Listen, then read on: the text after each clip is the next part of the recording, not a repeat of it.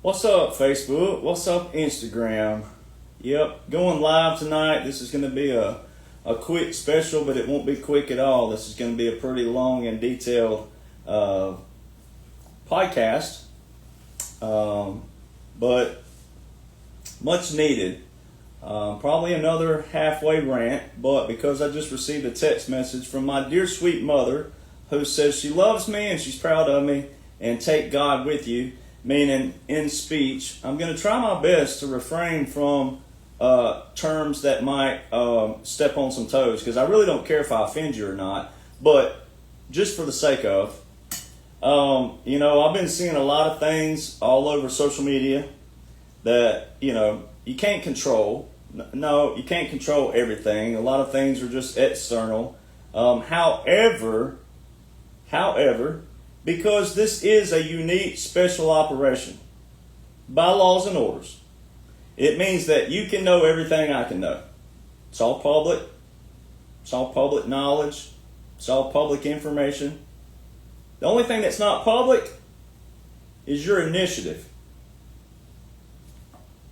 So I can't make you read. I can't make you comprehend. I can't make you apply these little things in our brain called IQ. But someone has to know what's going on right now. Now, you don't have to like me. You don't have to like my personality. You can hate me for all that. I mean, a lot of people do. But you don't have to like me. You don't have to love me. I'm not a podcaster. I'm a retired veteran who's keeping an oath to the T of our foundation, to the T of the laws and the orders and the premise of this whole nation. It's your problem. If you have any kind of problem against me, that's your problem. It's also your problem that you don't apply and you don't listen to the things you can know right now. A lot of you are just clicking on everything and anything, and you're trying to find new news, and it's not new. Nothing's new. You're not going to discover anybody new right now. Nothing. So there's a saying out there, it says insanity is doing the same things over and over again and expecting different results. Well, a lot of you are doing that to yourself. You're creating your own insanity. You're creating your own world of confusion. You're creating your own world of discomfort, no peace, no solace. You're doing that. And God put me in your life for a reason. God put me here. He knew that I couldn't go to every household in this country and sit for 5, 8, 10, 20, 30 hours in every household. So he did what? He allowed me to go globally viral on a video August 24, 2022. And ever since that day, I've been nothing but consistent. You haven't seen my backgrounds change. You don't see 1,000 posts about sponsors this, sponsors that, endorsement this, endorsement that. You don't see anything like that. I'm the same old cowboy. Same old dude. Same guy. You know how you debunk things? You want to know how you debunk things? First, it requires a little thing called listening. If you think what I'm saying is horsewash, garbage, trash, idiocracy, whatever you think it may be, the way you debunk somebody is listening first and then researching what they're giving you. You know why no one's debunked me? Because when they start reading, when they actually apply initiative and they actually go read, study, and comprehend, guess what happens? They find out, oh shit, it is here. It's all here. Then they disappear. Then they'll go in their little world somewhere, Idaho, Illinois, Maine, wherever they are, and then they're doing what to their friends and family? Acting like they knew the whole time. Now the outright haters who are on the other side, the liberals, Democrats, they just disappeared.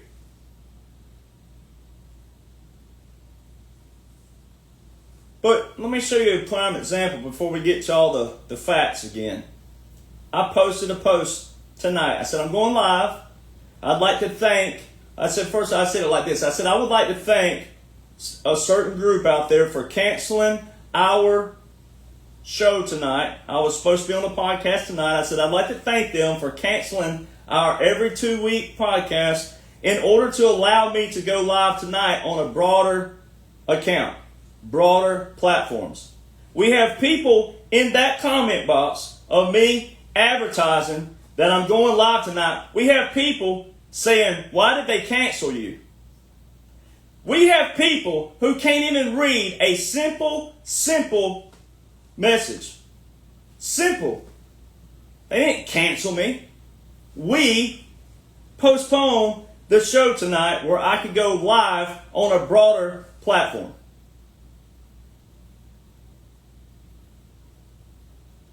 So, it frustrates me because we have a lot of great patriots who follow my page. They make up a great audience. And I have full control of my pages. You're not going to be on my page whatsoever. I will block you and delete you. You can go elsewhere and you can go find your drama elsewhere. My page is not made for drama or propaganda whatsoever.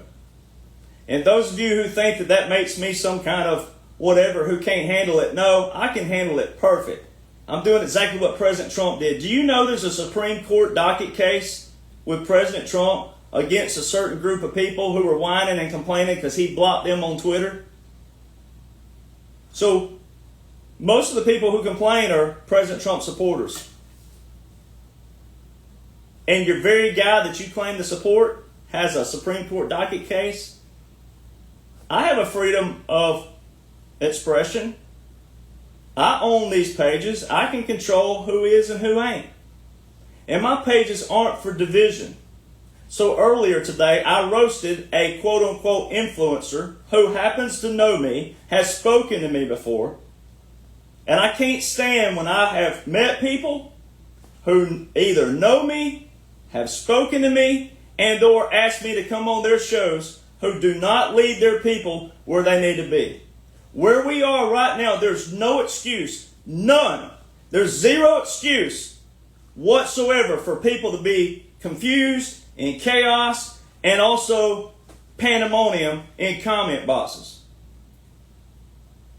These people have all wanted me either on their show or they've spoken to me. If they cared about people, then why aren't they showing people my work?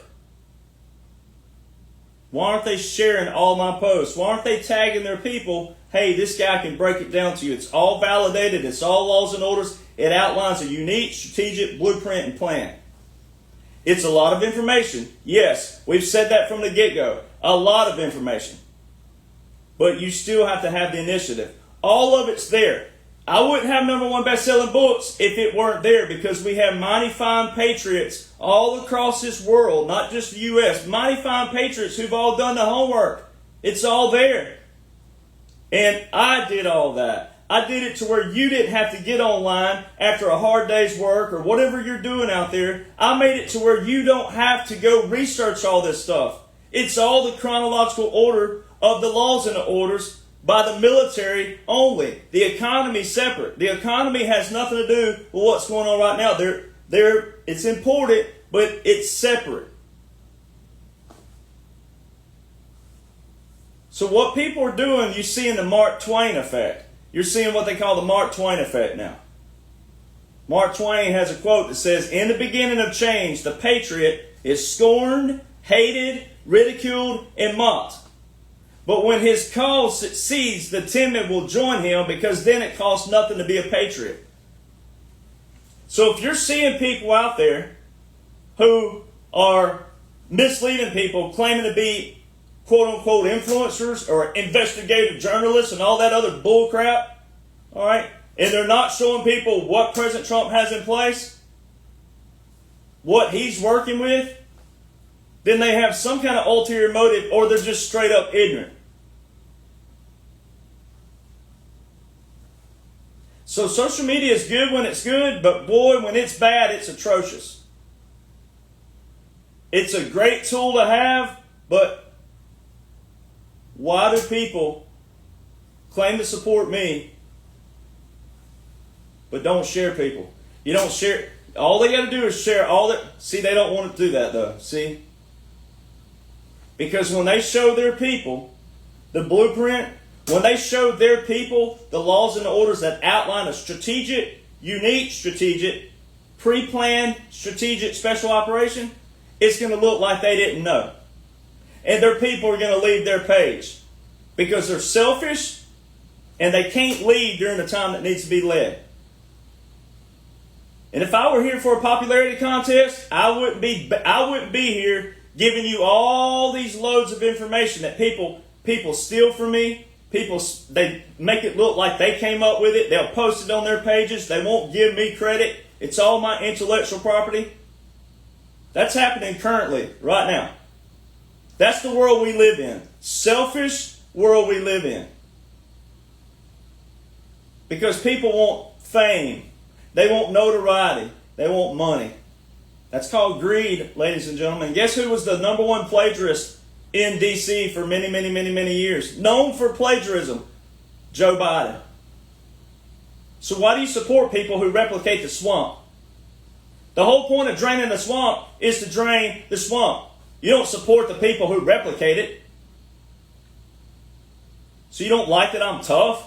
We had someone in the comment box today telling me I need to man up. I'm pretty sure manning up is calling out people, no matter who they are, for misleading people with false information, not real information.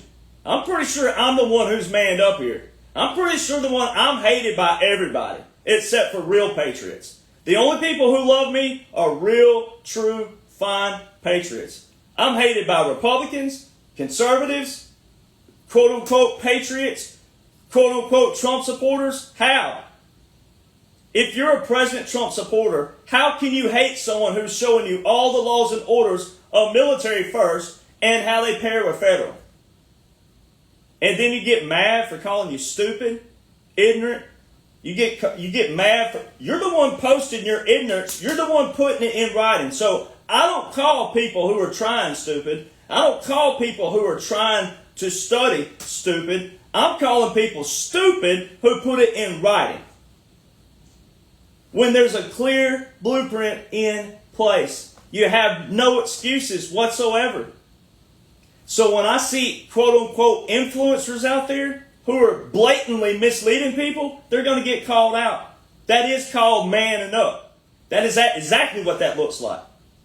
And if I were here for just numbers, then I wouldn't be blocking people. If I were here just because I wanted some face and a name, then I would bait you with a little cheesy post like they do. So we're going to address some of this. So, first and foremost, I'm just a retired veteran keeping the oath to the T of our founders. I'm the only person with #1 best-selling books that outline the 45-47, the operation of what President Trump wears on his ball cap. He gives you a visual. So any influencer out there that is not leading people to me, who outlines that, my intellectual property, they're in it for themselves. Because I can assure you right now, there's no influencer out there in the mainstream world. There's some over on Telegram and some of the places that I know personally. They're sharing this stuff. All right? But there's no influencer right now. The ones that I've called out, they have nothing for me to share. Because it's all propaganda. It's all drama. It's all baited algorithms for you to comment and run their visuals up. And that's where you, the people, have to get strong right now. We're in the social media world, so you got to take control of that. When you comment on a post, it runs the visuals up. When you share posts, it runs the visuals up.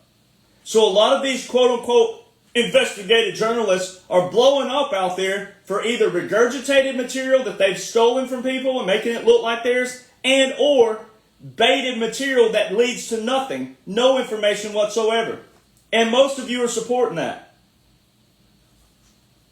The whole point of draining the swamp is leaving the swamp. The whole point of draining the swamp is not supporting people who replicate the swamp.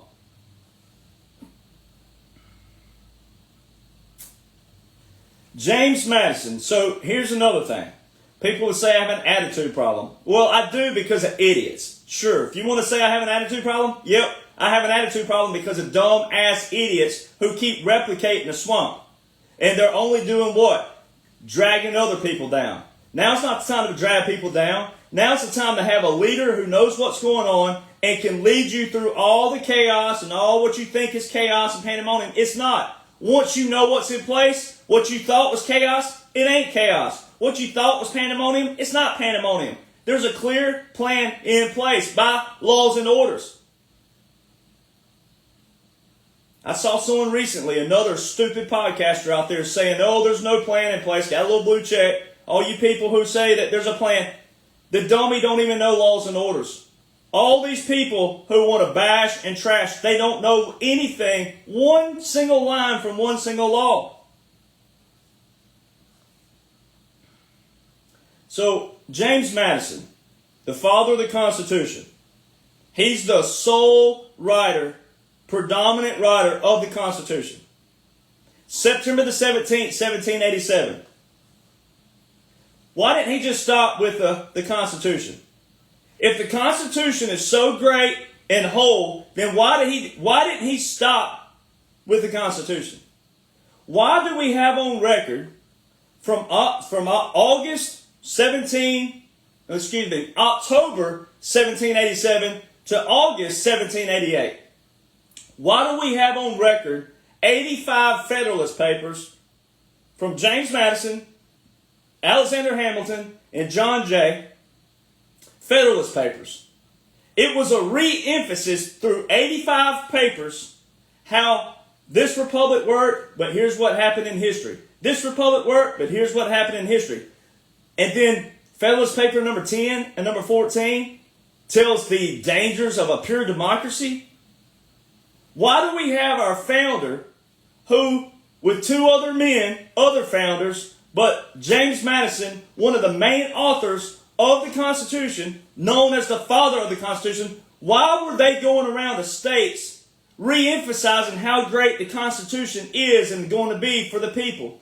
That's what the Federalist Papers are. So why didn't I just stop with this book here? Why didn't I just stop with part 1, 216 pages? Why didn't I just stop with this? Number 1 bestseller alone.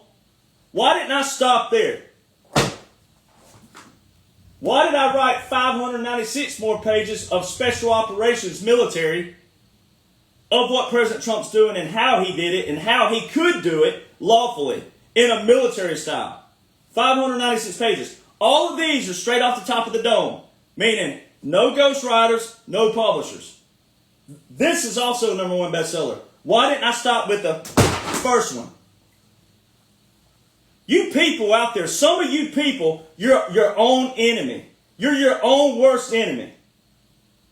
And you claim to be a President Trump supporter and you jump ship all because of one poster boy that has an origin way back in 2008? Where the hell were you then? You want to act like a patriot now? Where were you then? Where have you been for all these other children? You want to stand up for the children? Your asses didn't even stand up there in 2020. Where were you? Most of you bitching, whining, and complaining were the very ones who walked around like a damn sheep and put the mask on because somebody else guilted you to do that. Guess who's on record for never wearing a mask? Me. The boy right here with the attitude problem. Where were you? Why do you want to act like a patriot now? You ain't no patriot. You're a bandwagon. That's what you are. If you have those attitudes out there, and if you get mad at me for putting someone in their place, calling themselves an influencer, who are misleading people right now with no information, you can't even call it false information because there's no information there. It's all drama and propaganda. Telling me to man up. I've manned up. I'm doing exactly what a veteran's supposed to do, keeping my oath to the T of the foundation. The whole reason we're here right now, the whole reason you're on my page is because of that foundation.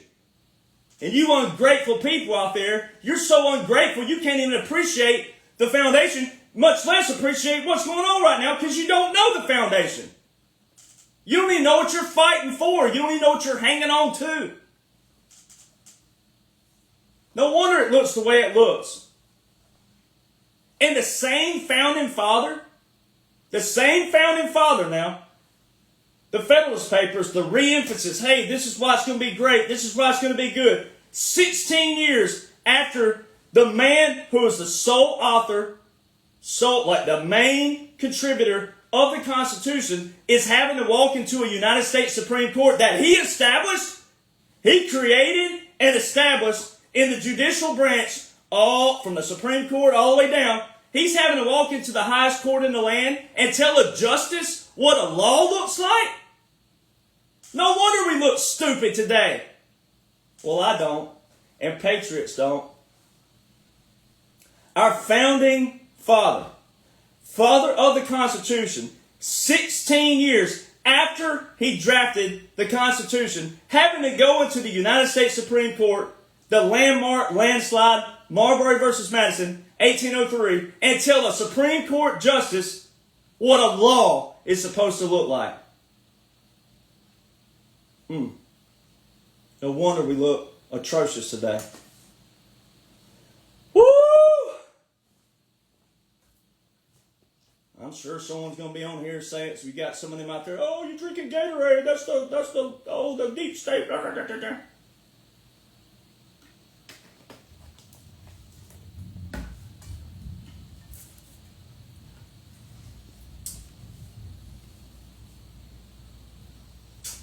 So let me paint a common sense thing to you really quick. Some of you that can grasp common sense, but maybe some of you who maybe have your little feathers ruffled right now, maybe you can unruffle your feathers and listen for a moment. So I go viral August 24, 2022. By December the 2nd, I'm sitting at the private golf course of President Trump via two really good people out there. Who made all this happen? All right. I'm standing by the President of the United States of America with a pocket knife on my blue jeans. You don't think that the Secret Service don't know who I am and what I'm there for? You don't think for a second, are you serious right now? This is what people follow me has not applied, the ones making those atrocious comments, not the real patriots. I'm at the private establishment golf course of the president, standing there with him with a pocket knife on my blue jeans. I'm wearing blue jeans in the country club. Multiple pictures by President Trump. Multiple. Then you got people out there, that's not really Donald Trump. These people ain't ever been around a Trump trash can. But you think they put the real president out for the world to see, the real president out at events to get shot at and all these. You think they put the real president out there, but the body double gets to be at the private golf course playing golf all day.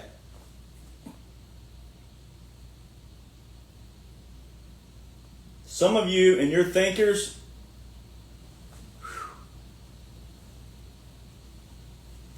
so today, no, it was yesterday, there was a suspect that was arrested at Mar-a-Lago, outside the gate. They were trying to, they had a quote-unquote message for President Trump. Outside the gate, they were in a van, they got arrested. All right, so one of the times I pulled up to Mar-a-Lago, I'm painting a picture here, this is common sense for the Patriots. I pull up to Mar-a-Lago, I have my phone ready with a QR code. The Secret Service sends you a code on your phone, text message, and they'll scan that. I'm in my suit and tie, because you have to wear a suit and tie to Mar-a-Lago. It's very formal. I'm in my suit and tie. You've seen the photo. I've posted it before. I'm in my cowboy hat, naturally. And I pull up there, and Secret Service guy goes, man, put that down. We know who you are. So let me just paint a picture here. Let's just say that I was some instigator that was playing a role, playing this good guy, right? This guy who's old veteran and retired veteran, and I love President Trump and this, that, and other. Let's just say I was playing a role, and they're like, "Hey, we know you. Go on in." They didn't wand me. Nothing. There's no wand there. Nothing like that.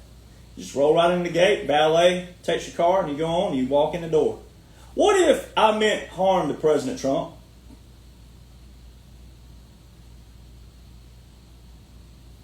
Oh man, we know you. Put that thing down. They didn't even scan it. I drive right in the front gate. Valet, hop out, going to Mar-a-Lago, right up in the front. President Trump sitting right there in the foyer. What if I meant harm to him? Do you see where we're going with this? Do you see where we're going with this? Now the real patriots here, no. You're not in question here.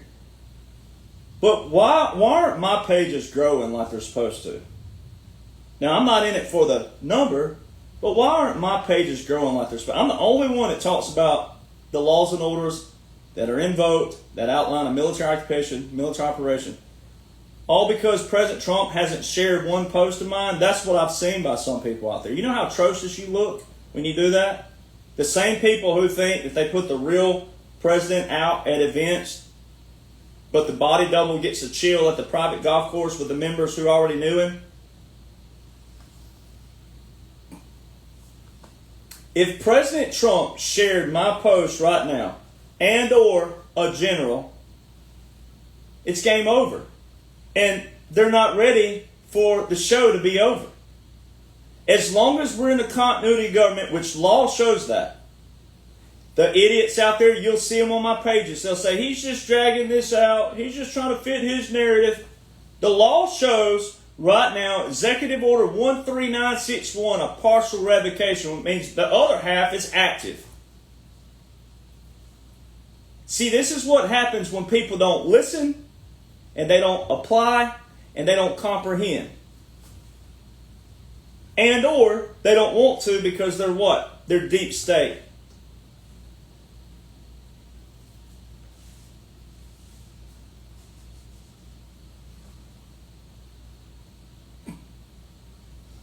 So let's address a few variables to stay away from. All right? Let's just address a few of them. Influencers who bait you on algorithms, right? They'll say stuff like, oh, you know, what do you feel about this? Question mark. The comments. All the time. And when you see a quote like that or a question like that, that's a bait. That baits you. All right? That's all that is.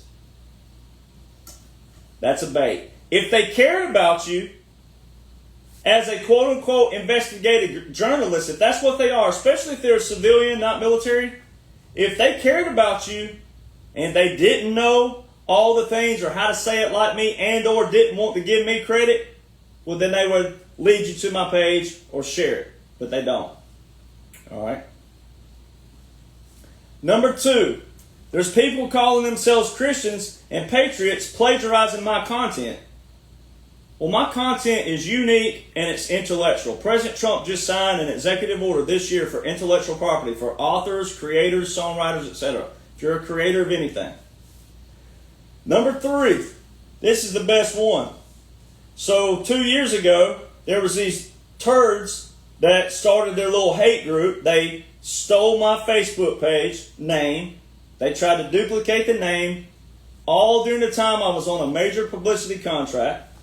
All right. Major publicity all over the internet, all over the internet, radio, and even some TV broadcasts. All right. Stole my official name, which is trademarked. All right. Then they were trying to start this narrative out there that I have the full-fledged information. It's already gone through JAG and all that, but still. Because one of them just happens to be a stupid active duty soldier who needs to be removed from duty. So they try to create these prefabricated text messages between me and certain females. And they were going to get another person, a quote-unquote influencer, to put it on their quote-unquote show. And try to start all this stuff out there. Well, people love drama. Oh boy, people love drama. But boy, if the tables turned on them and you showed how many of them had criminal records, then they'd try to sue you for doxing. And that most of them have criminal records. Criminal. So what is my First Amendment? Okay, if I'm wrong about everything, or half of everything. What's my First Amendment have to do with theft, fraud, felonies, frame-up? So see, and these people claim that, oh, they love veterans, and they support veterans, and 1-800-VETERAN suicide hotline and all, but they're trashing me. So what does the First Amendment have to do with theft, lying, misinformation, disinformation, fraud, frame-up? Then you have people out there, rhinos. There was one rhino out there saying that you got on America's, Real America's Voice, or whatever that is.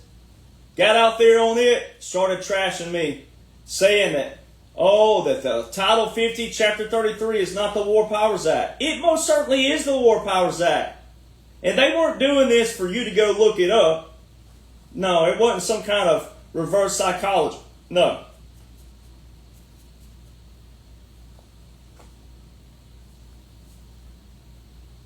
Then you have rhinos out there who said that the military can't work with civil, that would be an overthrow of the government and all these other things. Joint Publication 3-57, Civil-Military Operations, page 46, where it says, no, you don't want the regular forces in the streets of America unless what? Unless the Constitution or the what? Congress deems so. Well, why did the Congress deem so on December the 20th, 2019? So look at all of these people. Look at all these people out there, Republicans, rhinos, conservatives, quote-unquote patriots. Why are they replicating liberals? You see, so then it looks like I'm complaining. I don't lose sleep over this. I'm trying to help you people out what to look for. If an influencer is not showing you by law what is going on right now, which is a unique strategic operation. Matter of fact, we have a douchebag in the comment box on Instagram right now who is saying we're not in a cog. By law, Executive Order 13961, invoked December the 7th, 2020, partially revoked on January the 19th, 2025. That is how stupid people are. That's how stupid people are. I mean, you have to call a spade a spade. We got one live in the comment box right now saying that we're not in a continuity of government. And law shows that we are. That is how stupid America is. And if I were Commander-in-Chief, you better be glad that President Trump is Commander-in-Chief. If I were, right now, I'd have my people find this person and deport these people. They'd have a quick one-way ticket to Alligator Alcatraz, and their ass would be learning some history before they ever saw the light of day again. I mean, how did we get this stupid in America?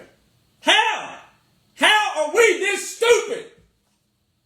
Law shows we're in a continuity government, partial.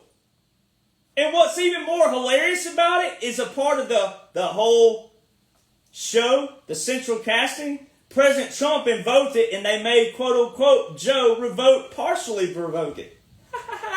See how stupid these people look? That is the definition of using the term stupid. It's not using the term stupid for people who are trying to read, asking legit questions. You can tell the difference in someone who's reading and asking a question that's sincere and going, I'm confused, I don't know what this means, can you address this? Versus a dumbass in the comments sitting there stirring up the people, right, and saying, oh, we're not in a cog. He said it's BS. Law shows that. So if, quote-unquote, Joe Biden was the real president, then what's he doing revoking a continuity of government? Partial revocation. Man, I swear, God Almighty, help me, Jesus. If I wasn't a disabled veteran, and I really cannot do things like some people see me when they see me walking, but if I wasn't a disabled veteran, I would do exactly what Patrick Swayze did. His mother said when he was being picked on for doing ballet in high school. He also played football, but you'd think that would exempt that. He went to his football coach, and he asked to see every single one of the idiots who were making fun of him for doing ballet in the boxing ring. And his mother said, I think that took care of that. Every single one of these idiots, if I was able to, I would meet you in the boxing ring. The dude that tried to steal my trademark, I would meet him in the boxing ring, and I would wear his ass out.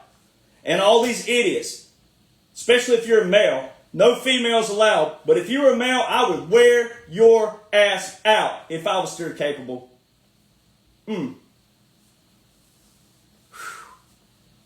I talk to a bunch of friends daily, and we cannot believe it's just baffling how stupid people are.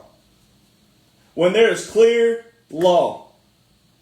And what they're trying to do with it is make it bipartisan. They're trying to reset everything to make it to where in the future it'll be bipartisan. Meaning that it won't be dog eat dog. It won't be idiots in the comment box who argue with outright law. A basis and premises of how we function and operate.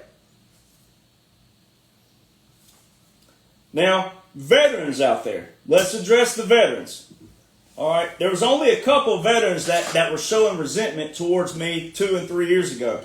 But see, they couldn't show anymore. Once the laws kept showing certain things, then they realized, they said too much. And when the laws kept doing what they were doing, it did most certainly and does most certainly outline a military occupation, military operation, continuity of government, government exile, unconventional warfare, irregular warfare. So anytime people like the idiots in the comment box, anytime they say anything against laws and orders, which are actually more military-based than they are federal right now, you're shitting on every memorial grave in this nation. Everybody who took the fall or is in a memorial grave across this nation, you're crapping on their grave. Because military laws and orders are not conspiracy theories. So if you want to keep continuing to crap on veterans. Now, the veterans that don't know what's going on, they get a hall pass for one reason. Every veteran, most veterans serve with a good heart. They're a good person, good, decent person, most of them, not all of them. But most veterans, when they're presented the facts of military laws and orders first, outside of government, say, hey, here's what's happening via Title 10, presidential authority right here that backs and supports the whole foundation. This is what's going on. We're eliminating child trafficking, sex trafficking, human trafficking, drug trafficking. We're also doing this, and that. When they're presented with that, they will come on board because you cannot separate one Title 10 order from another Title 10. The military, though, does not teach veteran laws and orders. They just don't do it. When you're at active duty, National Guard, reserves, the military expects you to come on as an adult, as a functioning adult. The military ain't for you to drink and party and act like an idiot. Same thing with college out there. Look at all the college kids. Look how they treat college. They go there to party, drink, have fun, cram study, and then try to pass a test. They're not there for the right reasons. Even if professors were good, which that's a whole other topic.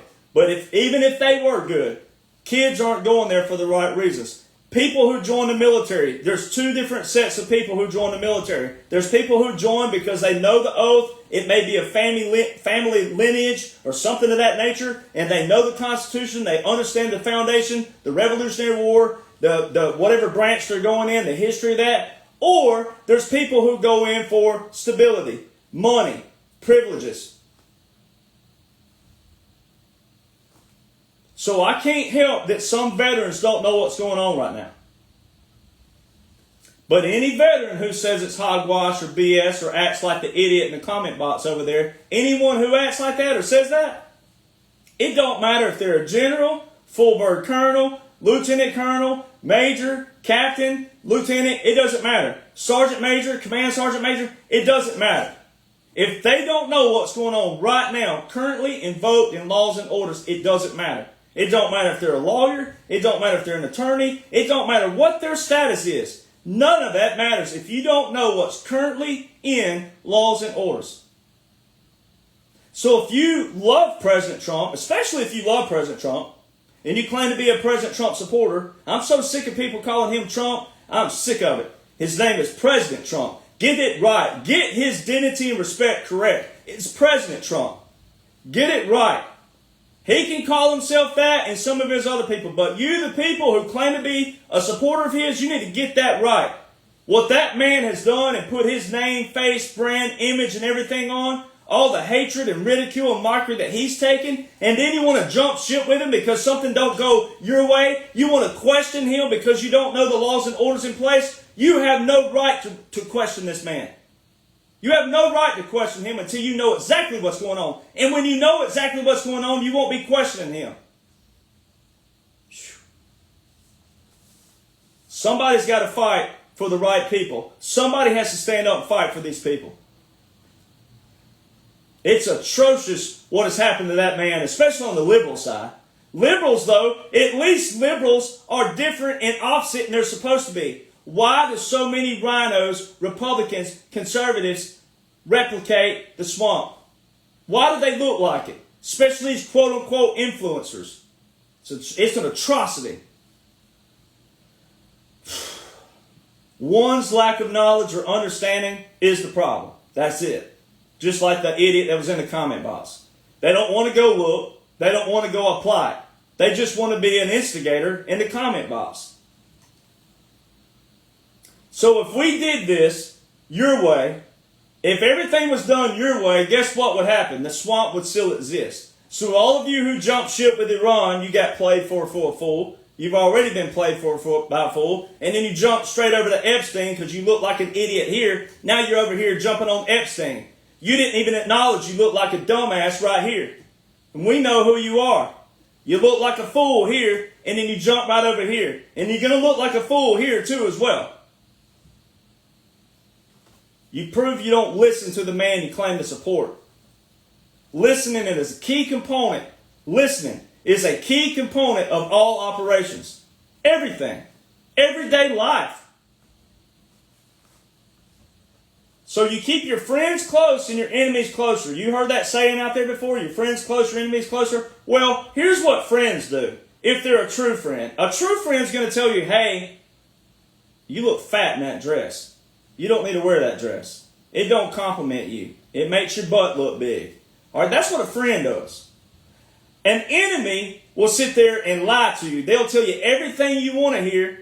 They'll tell you all that stuff, and they'll belly up to you. And, oh, hey girl, hey guy, hey man. And the whole time they're reaching around behind your back, stealing your wallet. That's what enemies do. And so many liberals right now, but also quote-unquote conservatives, Republicans, everything in quotes, Republicans, conservatives, patriots, President Trump supporters, you're so unskilled, you don't even know, you wouldn't know a wolf if it was your child in sheep's clothing in your living room. Because you're so brainwashed, you're so controlled on social media.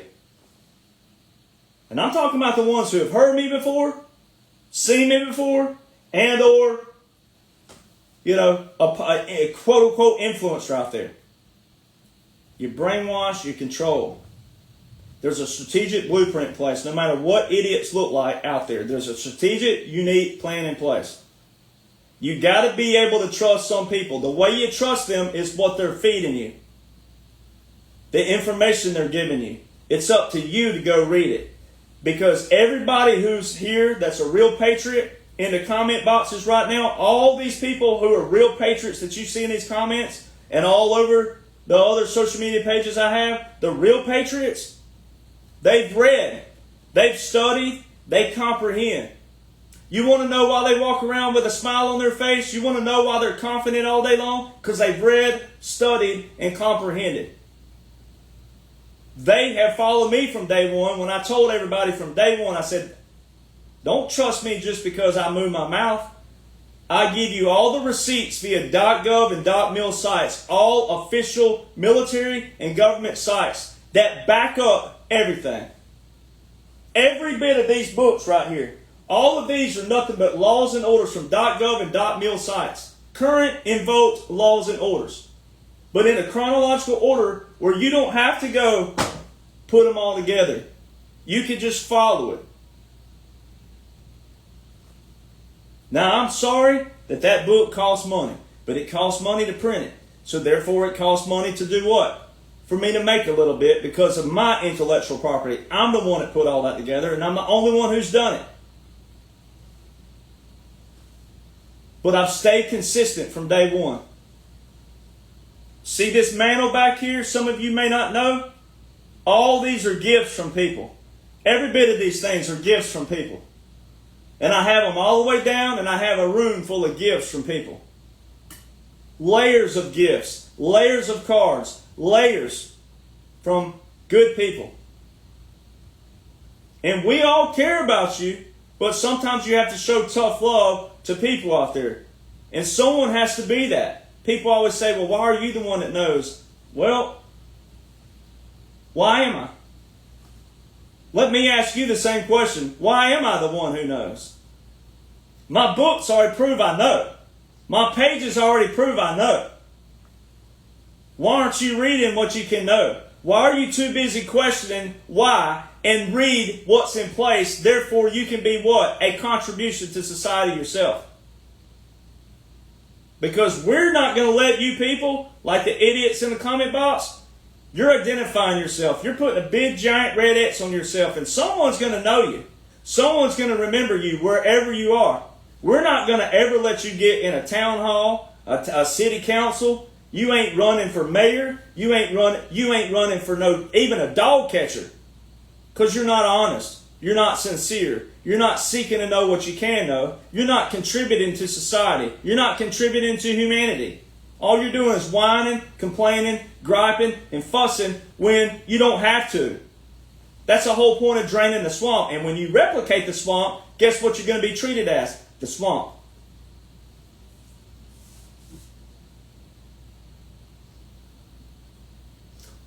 So let's get into the meat of it again. There's no way President Trump could have done this as a regular sitting president whatsoever. There's no way. So there's a clear divider line in the sand. People, I had someone ask the other day, where's the divider line at? November the 8th, 2016 was the real clear divider. Everything lawful behind, so meaning November the 8th, 2016, all the way back, separate. That's why they created new dates all along the way. Ukraine has a new date. Israel has a new date. Everything has a new date because the swamp is not going to be able to say they contributed to it. Everything has a new date because President Trump and the people working with President Trump, your generals, your leaders, and your world leaders, they're all going to get the credit for it. Not anybody before November the 8th, 2016. Nobody. From the swamp, the deep state, the cabal. Republican or Democrat. There's no way President Trump could have done this without military laws. Without them. And you need to know how military laws pair with federal. This is why people are lost right now, because people aren't listening and applying that this is a unique strategic operation. Again, he gave you the visuals. He did this. I didn't do that. I didn't go add this on his ball cap. He wears this all the time. It has a significant meaning to it. And if you love this man and you support this man, you should want to go look at what this means in laws and orders. And we had a comment today on Facebook. Why should we have to know laws and orders?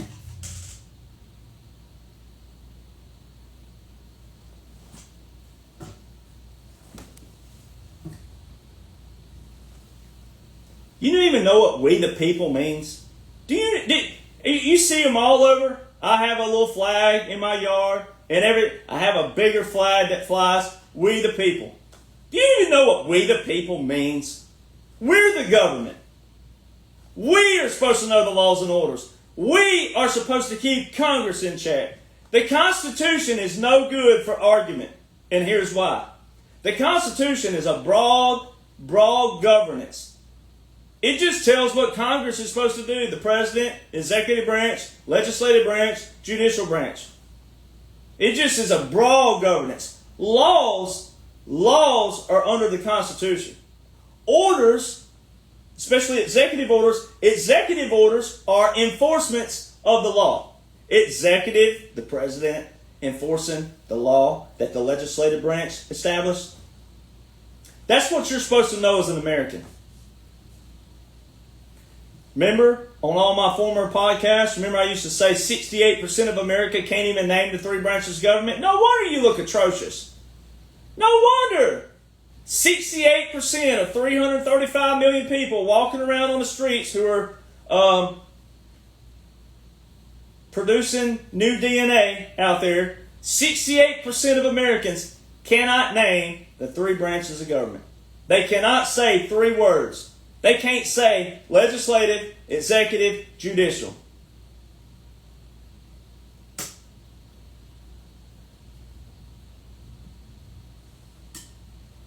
President Trump couldn't do this as a normal sitting president whatsoever.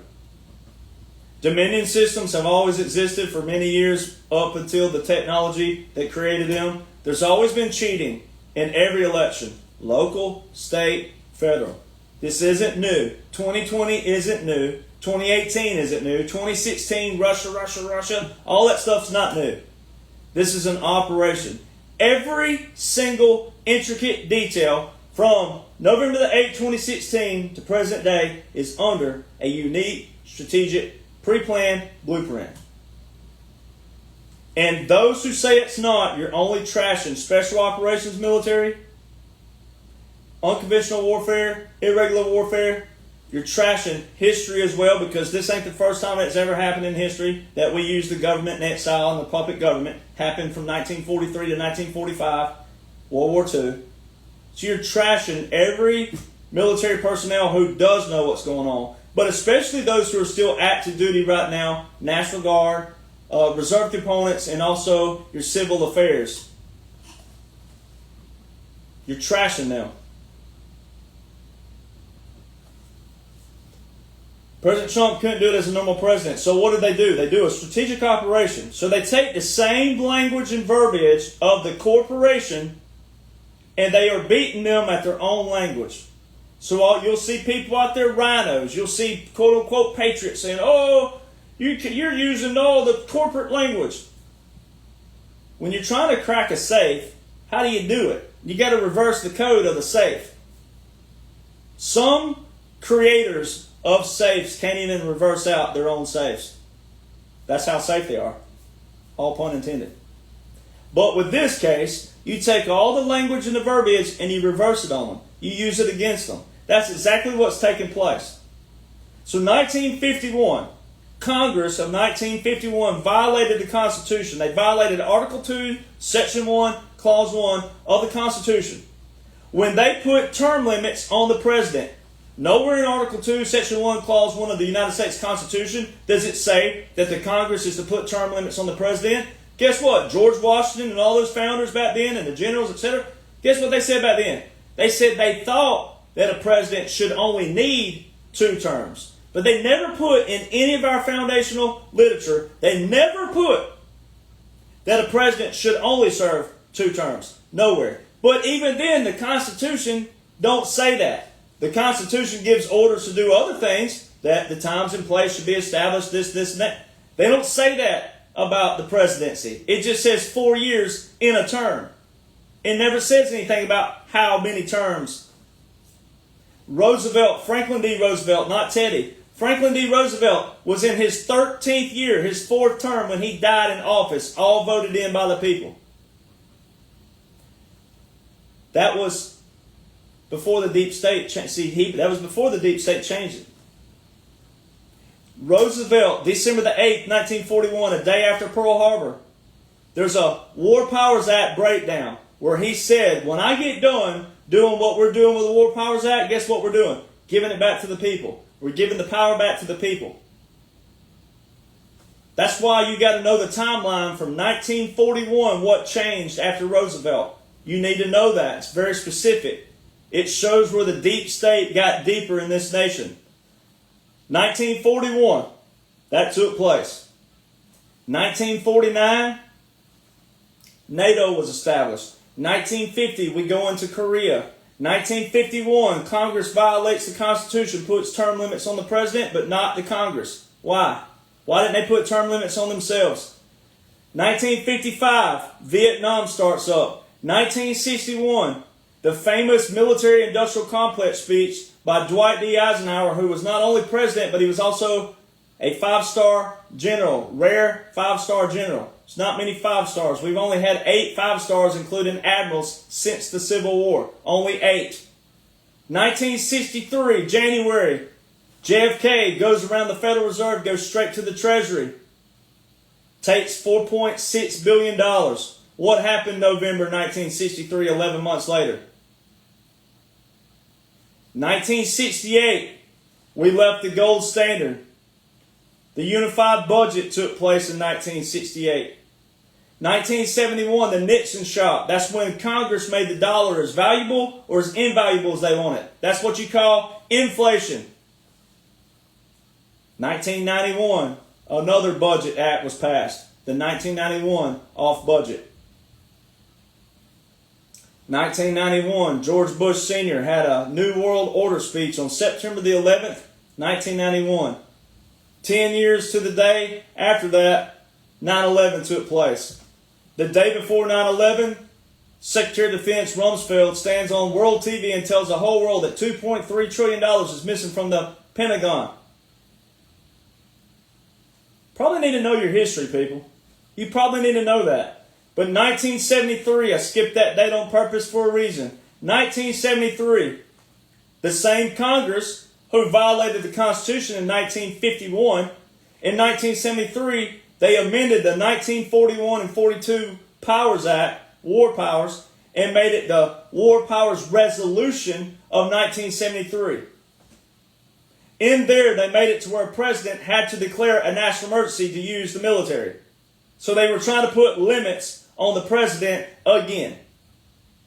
That's not how our founders established it. Because if you, the people, we, the people, if we know our laws and orders, if we know our foundation and our premises, if we know what we need, want, and everything in every state out there, and then federally what we need and want, if we're doing what we're supposed to be doing, then our representatives will be doing what? Representing us.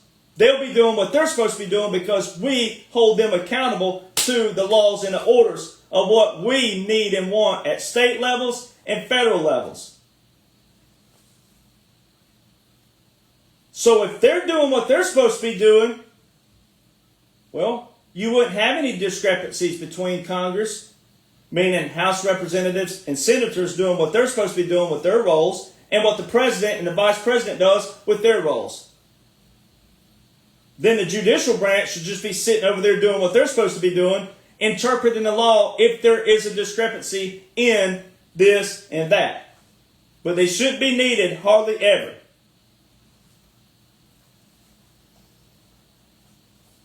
So let's do the best is yet to come. This is what the best is yet to come means.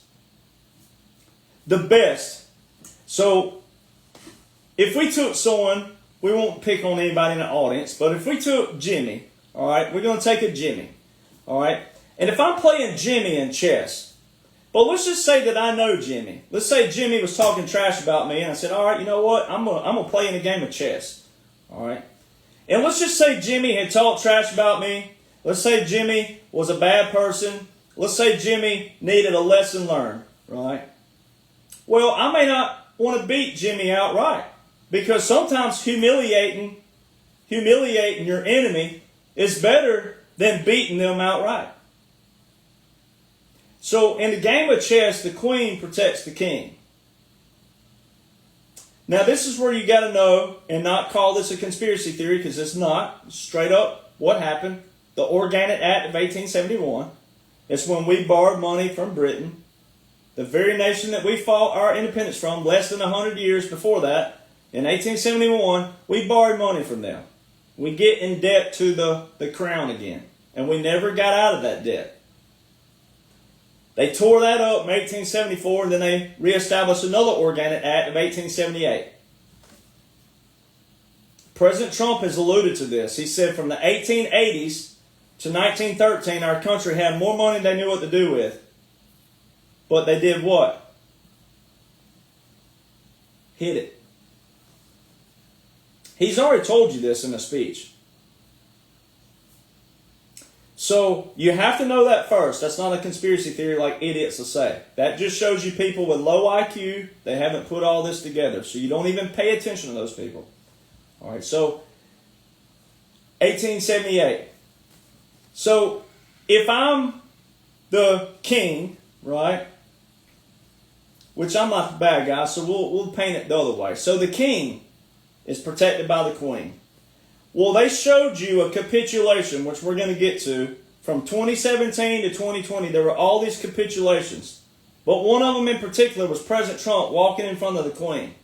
And all the liberals went stir crazy. All the liberals said, oh, he don't know etiquette. Look at him. He's a buffoon. He walked in front of the queen. He don't know this. He don't know class. Look at that joke of a leader. They all trashed him. He walked in front of the queen for a reason. Recently, just recently, he said he met with the king and queen of England. And he said, I have to tell you, they're all central casting. So he tells you right out the gate, they're not real. So, if you go back to quote-unquote Biden, he had a speech where it was black and red, evil, devilish. All of his hand gestures that he made in that whole speech replicated Hitler on purpose. All the Marine Corps were not in the correct uniforms by regulations. All right, so there's that. And then, the beautiful thing. President Trump at that time period was making all these different kind of speeches and comms. And it tied in to the best is yet to come. Well, that visual showed quote-unquote Joe on his own. Meaning they'd already taken out England. They'd already taken out the Vatican. D.C. was last on this chessboard.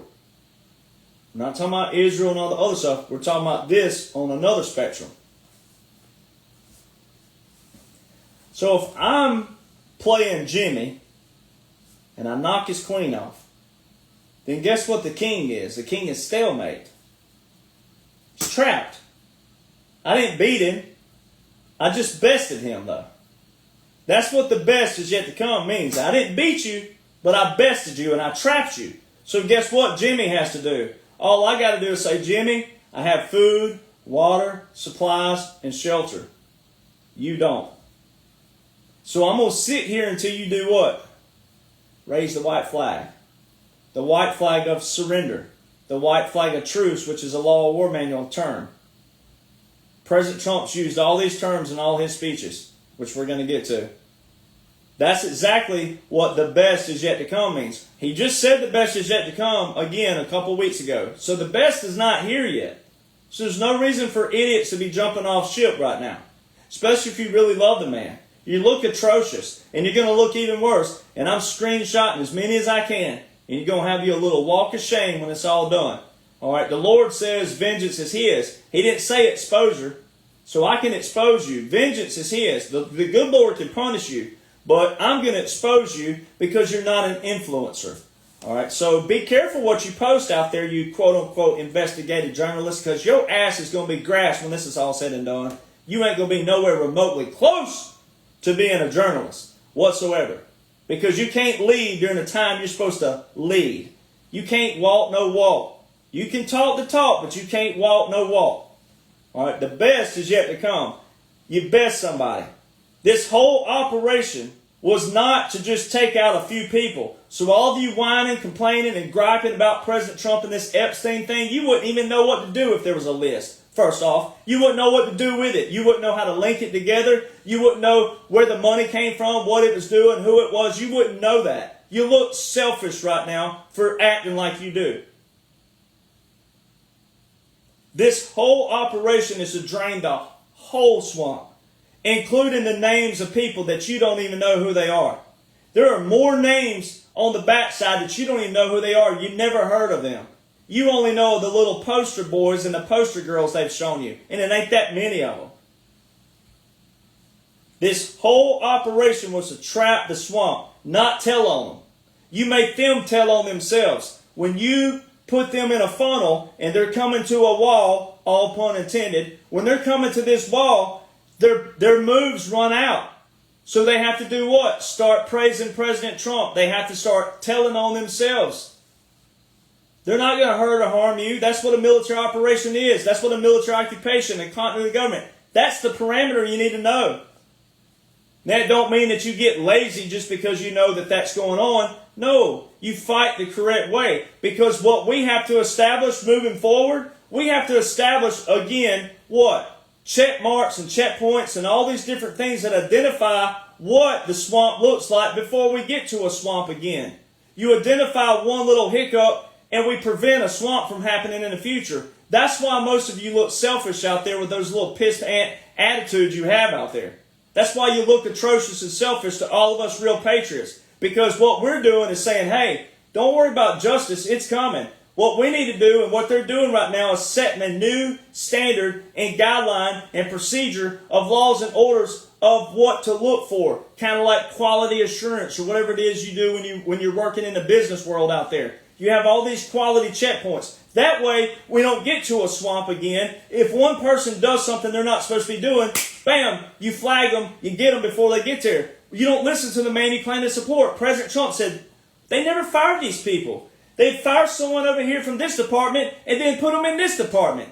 They never outright fired these people. They kept them in the swamp. That's why it's called the swamp. What's the dude in logistics doing over here in the military all of a sudden? What's the dude over here in military intelligence all of a sudden going over here to logistics? You want skilled people, and President Trump's told you we need to keep and protect IQ people.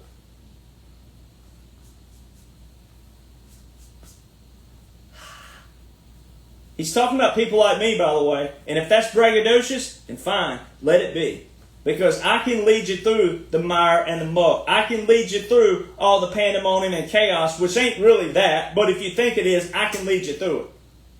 You want someone who don't panic over the littlest, tiniest little hiccup. June 16, 2015, President Trump rolls down the escalator. June the 12th, though, 4 days before that, the new law war manuals reissued. What are the odds of that? The new law war manual. So military attorneys, and also, well, take that back. Military lawyers, we're going to get the term correct. Military lawyers and federal lawyers took all of your Nuremberg trials, your Lieber codes, all those things, your Geneva Convention, they took all those, and then they took law war manuals from other nations and combined all the good out of those with our as well. Passed. Put them all together and reissued this. What are the odds of that? That President Trump has quoted out of this law war manual multiple times. And we're going to get there. February 2016, Obama was speaking somewhere. And he said, we're going to shut down Guantanamo Bay. Same day, President Trump said, no, we're not. We're not shutting down Guantanamo Bay. Well, Obama had signed an executive order to start the process with Congress to shut down Guantanamo Bay.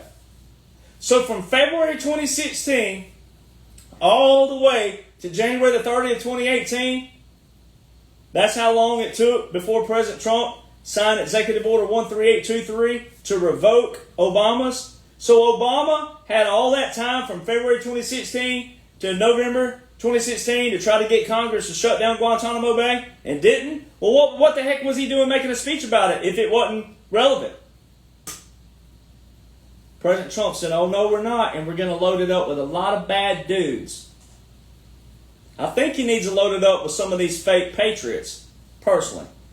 At least be the janitor, community service, or something of that nature for looking like an idiot when you didn't have to. April 2016, Special Operations Command puts out a new publication. United States Army Special Operations Command puts out the new Unconventional Warfare Pocket Guide command booklet, which outlines the assassination executive order 12333. It outlines government in exile. It outlines all that. It says it specifically. If the United States government does not get on board, the military can still do what? What the military needs to do. It specifically says this, which also shows you the next month, in May 2016. What's the United States Supreme Court doing out of nowhere? Not President Trump's nominees, none of what you're seeing right now. All of Obama's, all of Clinton's, all of their appointees, what are they doing in May 2016 clarifying that military laws are separate from federal laws? Military courts are separate from federal courts. The United States Supreme Court, now do your math again. Obama says we're shutting down Guantanamo Bay. President Trump says no, we're not. February 2016. April 2016. Special Operations Command puts out a new publication with all these things that outlines what exactly is going on right now. May 2016, United States Supreme Court out of nowhere is clarifying that military courts and laws are separate from federal courts and laws. November the 8th, 2016. Remember Hillary? The MFer is going to hang us all. Remember that video that got scrubbed and deleted when she said the MFer is going to hang us all? Remember that? He knows everything. He knows everything. You don't remember that? I mean, the whole world witnessed it. The whole world saw it.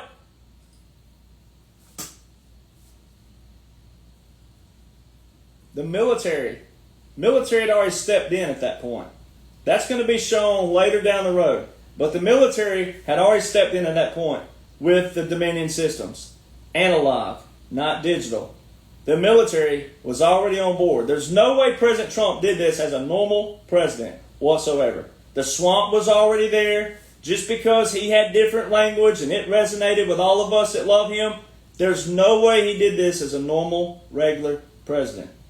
There's no way. They've always cheated. Always. Republican and Democrat have always cheated.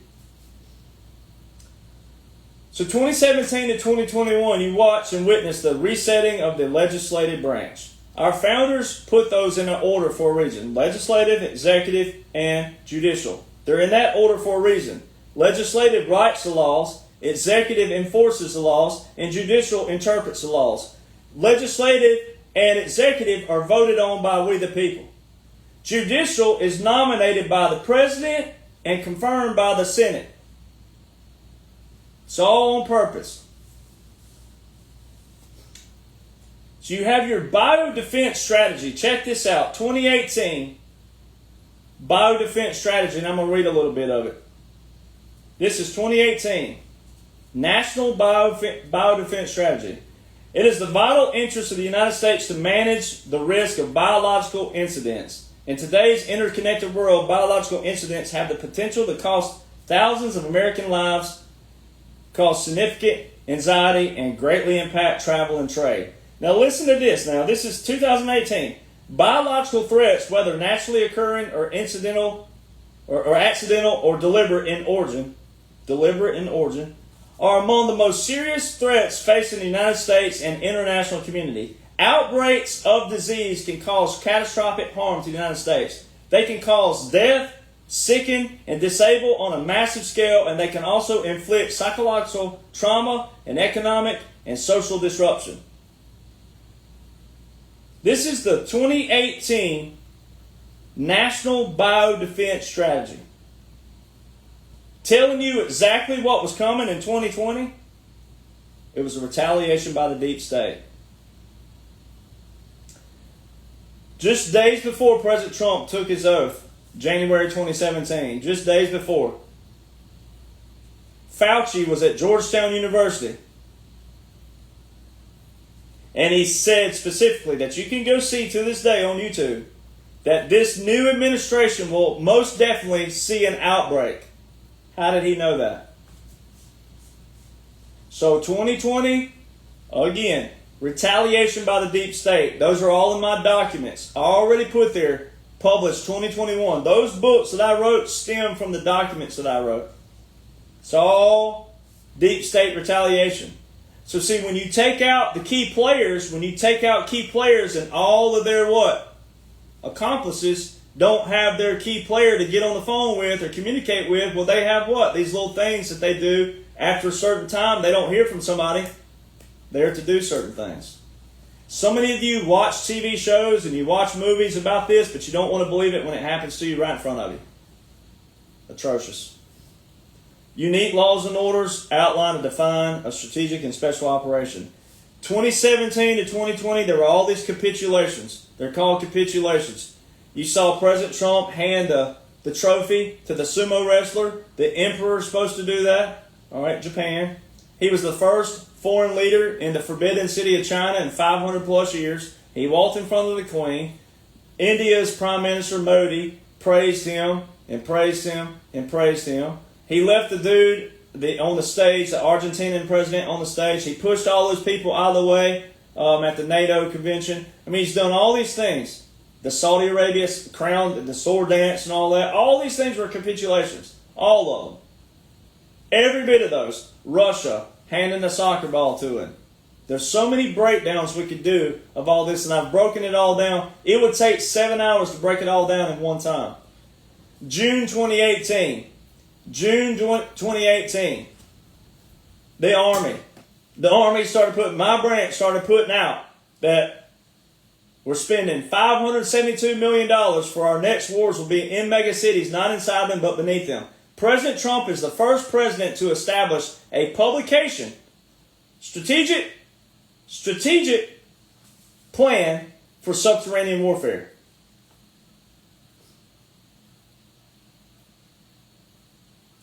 $572 million. The Defense Intelligence Agency, 2019, put out a publication about Iran. It's all there. 2019, also August 2019, Johnson & Johnson loses a court case in the state of Oklahoma. Washington Examiner and all them putting out articles about it. They lost an opioids case. Who wrote the executive order to combat opioids in the U.S.? President Trump. Executive Order 13784. 2017. Johnson & Johnson, aren't they the ones that had a little thing called for quote-unquote 2020, right? Wasn't that one of the names? Johnson & Johnson? No relation to me, thank God. Whoever they are. No relation to me. President Trump was one who said follow the money. He's also said we're not paying for anything anymore. Other people will. Have you noticed the tariffs? Have you noticed all the things that's benefiting us now? The world took advantage of us. Now we're getting it back. He's the one who said we're not paying for it anymore. If you go look in that court case. So here's May 2019. Army publication puts out a publication that says Shaping the Deep Fight. Talks about subterranean warfare, our future. It says $572 million. So our officers in the military were already learning what fight was coming in May 2019. After Army, military, and all other kind of publications put out in June 2018 and 2018 that our military was spending $572 million for subterranean warfare, 26 of 31 brigades to fight underground, subterranean, underground tunnels, DUMBs, deep underground military bases. Exactly what that is. June 2018. Then you fast forward, May 2019, Army publications. Army spending. All ties in, 572, 572, 572. And all of a sudden, Johnson & Johnson loses a court case. In the same time period, the Iran publication comes out. And Johnson & Johnson loses a court case the same month. And they're having to force a fine of $572 million. And you think that's a coincidence? And you think it's a coincidence that President Trump is the first president to establish a subterranean warfare plan? We've never had a plan, strategic plan for that before. That's supposed to be all a coincidence? December the 20th, 2019. Democrat-controlled House. A Democrat-controlled House of Representatives. Under President Trump, December the 20th, 2019, a Democrat-controlled House of Representatives introduces the war order that was passed by the Republican Senate and amended in Title 50, Chapter 33, which is Section 1550. Democratic House introduced the war order that every single troop has been operating under since that day. That you've seen with the reserve components and the National Guard. President Trump beating the deep state at their own game. He declared all those national emergencies. So if I'm a conspiracy theorist and all this is bullshit, then explain why, quote-unquote, Joe Biden continued 8 executive orders with 8 national emergencies, all by President Trump, that are deporting illegal migrants, taking the Panama Canal back, enforcing Doge. Do you know that, quote-unquote, Joe funded Doge in the American Rescue Plan Act of 2021? Do you know that they displayed to you that, quote-unquote, Joe had Democrat House and Democrat Senate, full, complete control, Democrat President, Democrat House, Democrat Senate? That's what it would replicate. That's what it would look like. I know it wasn't real, but for the people that thought it was, old quote-unquote Joe had a Democrat everything and he couldn't revoke one single thing by President Trump. That's a war order whatsoever. Oh, he's a threat to democracy and violate the Constitution and a dictator, and he can't revoke anything? Just hands it right back to President Trump on January the 20th, 2025? That's why these people in the comment box saying there's no COG, they're deep state. They're just straight up low IQ idiots. All these people calling themselves influencers. They don't even know that simple thing. And there's no way you can say that President Trump is one of them, because none of it reflects what they do and what they did in the past. It don't even reflect that. It don't even reflect any of the things that the Republicans did in our past. So anybody who's saying that he's one of them, you're also stupid. You're also ignorant. And then the people out there who said Obama's behind the scenes pulling the strings. So Obama continued 8 executive orders with 8 national emergencies that are deporting the illegal migrants. He established the cages, remember. He's the one who put the kids in the cages, remember. You probably should go watch Louis Herm's video of the cages. You might want to go do some research there. All right. So Obama continued all these things. That's taking back the Panama Canal. Enforcing Doge. He's the one that wrote the digital service. He's the one that actually wrote the executive order. So all of a sudden, you think President Trump is a part of them? Are you really that ignorant to think that? Laws and orders don't show that whatsoever. But see, that's the thing.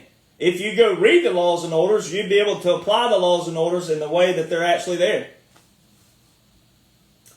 So under December the 20th, 2019, under that war order, Title 50, Chapter 33, Section 1550, it says every 180 days after that date, which it put the date in there, and it says every 180 days thereafter, the President shall report to the defense committees the use of military force, regular and irregular force. Well, irregular is your special operations. So straight out the gate, anybody who says this is all hogwash, straight out the gate it says regular or irregular. Irregular is your clandestine, your covert operations, your secret operations, your unconventional warfare, your irregular warfare. Exactly what the word irregular means. So straight out the gate, you're crapping on every veteran that knows what's going on. You're crapping on every service member, and you're crapping on every memorial grave out there if you say all this is hogwash. Because there's laws and orders with visuals of the enforcement of this taking place up to this date, July the 10th, 2025. You're crapping on every grave. And personally, I'd love to punch the ever-living shit out of you if you're a male. I'd put one right there. You'd be crying really quick. Your nose, everything be watering. Because you're shitting on every grave. You're shitting on every person that me and all of my brothers and sisters in arms have known to pass in uniform. You're shitting on their grave when you do that. This ain't got a thing to do with me. It's got a thing to do with them. And I won't forget the men who died who gave that right to me. They gave you the right to look like a freaking idiot. But some of us are not going to let you look like a freaking idiot. You're stepping on many toes out there, I'm going to tell you what right now, especially you guys, especially you males. You look atrocious, and some of you need a dirty, stanky, sweaty sock crammed down your freaking throat and duct tape around it where you can enjoy whatever it is my feet have been through. And I would step in the biggest pile of cow shit before I put that sock on, and I'd put that sock through everything. Tabasco sauce, habanero peppers, dog shit, cow shit, chicken shit, cat shit, and I'm going to put it like that, and I'm going to stuff it down your freaking throat. We're going to duct tape that shit until you learn some stuff. This is atrocious what people are looking like right now. It's atrocious. It's disgusting. It's despicable. You have no right to look like this whatsoever. The end goal is to unite, but we can't unite as long as people look atrocious over simple, foundational structure of the United States of America. Executive Order 13912. So, under December the 20th, 2019, move into 2020. Your State of the Union address was the first time you had ever heard of COVID was a State of the Union address by President Trump. All right, then you move forward. You go to March 13th. He declared a verbal national emergency, which is a little different than executive order. He declared a verbal national emergency. March 23rd, all your mainstream media started putting out all these different things. They started putting out that, President Trump's to install a general just in case the law breaks down. No, you don't install a general, ladies and gentlemen. They're already a general by rank. It's called a chain of command, and they're at the top of the chain before the commander-in-chief. That's why they're a general. You don't install a general. What they were telling you back then is in case the law breaks down. Well, what they were saying is when the law breaks down, that means martial law, which means when martial law is in place, that's a military occupation. That's all martial law is a military occupation. Military operation. Continuity of government. Because your regular writ of habeas corpus, which is constitutional, but it's Article 1, Section 9, Clause 2. Article 1 is the legislative branch. So it's the legislative branch who suspends the writ of habeas corpus. You hear the saying, suspend the Constitution? Well, it's the suspension of writ of habeas corpus. Article 1, Section 9, Clause 2. Article 1 is the legislative branch, not the president. That's Article 2, the executive branch. So all you whiners, bitchers, complainers, gripers, and all you quote-unquote influencers out there saying, oh, that's unconstitutional. It's not unconstitutional. The legislative branch is the one who suspends it. And it's a what? It's a rebellion or invasion of public safety. That's exactly what took place. President Trump during that time period was asked by the media, are you a wartime president? They sat there and told you. They told you the whole time. Him taking pictures with me validates everything. But because we're still in a partial continuity government, he don't share stuff of mine. And that's why some of you have a hard time believing it. Because you're not reading anything. You're not trying to comprehend what you're reading.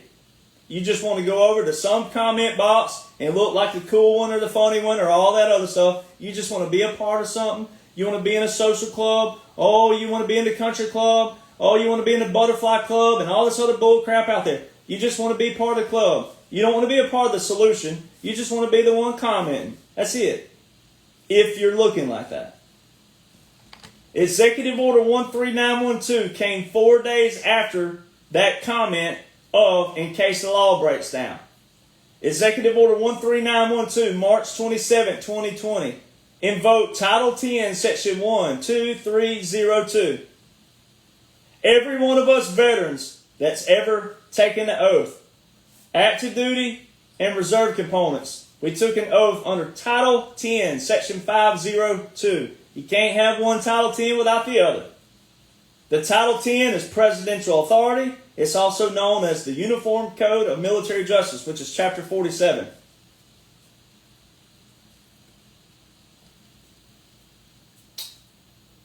Executive Order 13912. So no veteran out there can say it's hogwash. It was invoked. It has nothing to do with, oh, it's 5 years old. It has nothing to do with it. And it ain't been revoked.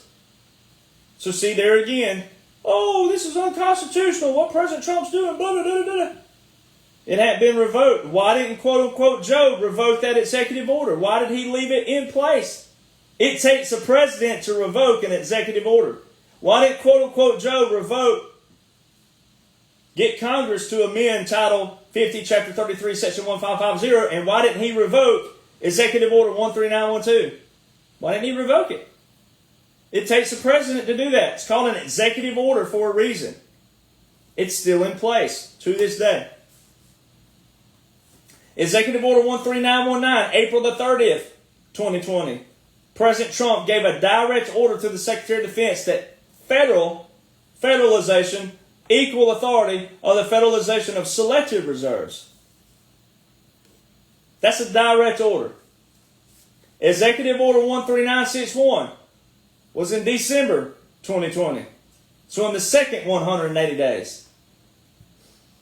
Executive Order 13961 was the invoking of continuity government. I guess that's why 3 days before President Trump took his oath, January the 20th, 2017, 3 days before, FEMA and Department of Homeland Security were putting out a new federal continuity directive, FCD1, which is the umbrella for continuity government. And then on June 13th, 2017, that's why the same people, FEMA and DHS, put out a Federal Continuity Directive 2, which is the implementation plan for the FCD1. So this is your umbrella. FCD2 is your implementation. Is that also why the military put out joint strategy up here? They put a joint strategy here. I think it's 3.0. That coincides, same day as January the 17th, 2017, the military is putting out a joint publication for continuity government strategy as the Federal Continuity Directive 1. And then June 13th, Federal Continuity Directive 2, on June 13th. On June 16th, the military puts out Joint Planning 5.0, which is the planning portion for the military joint plan. And that's supposed to be a coincidence.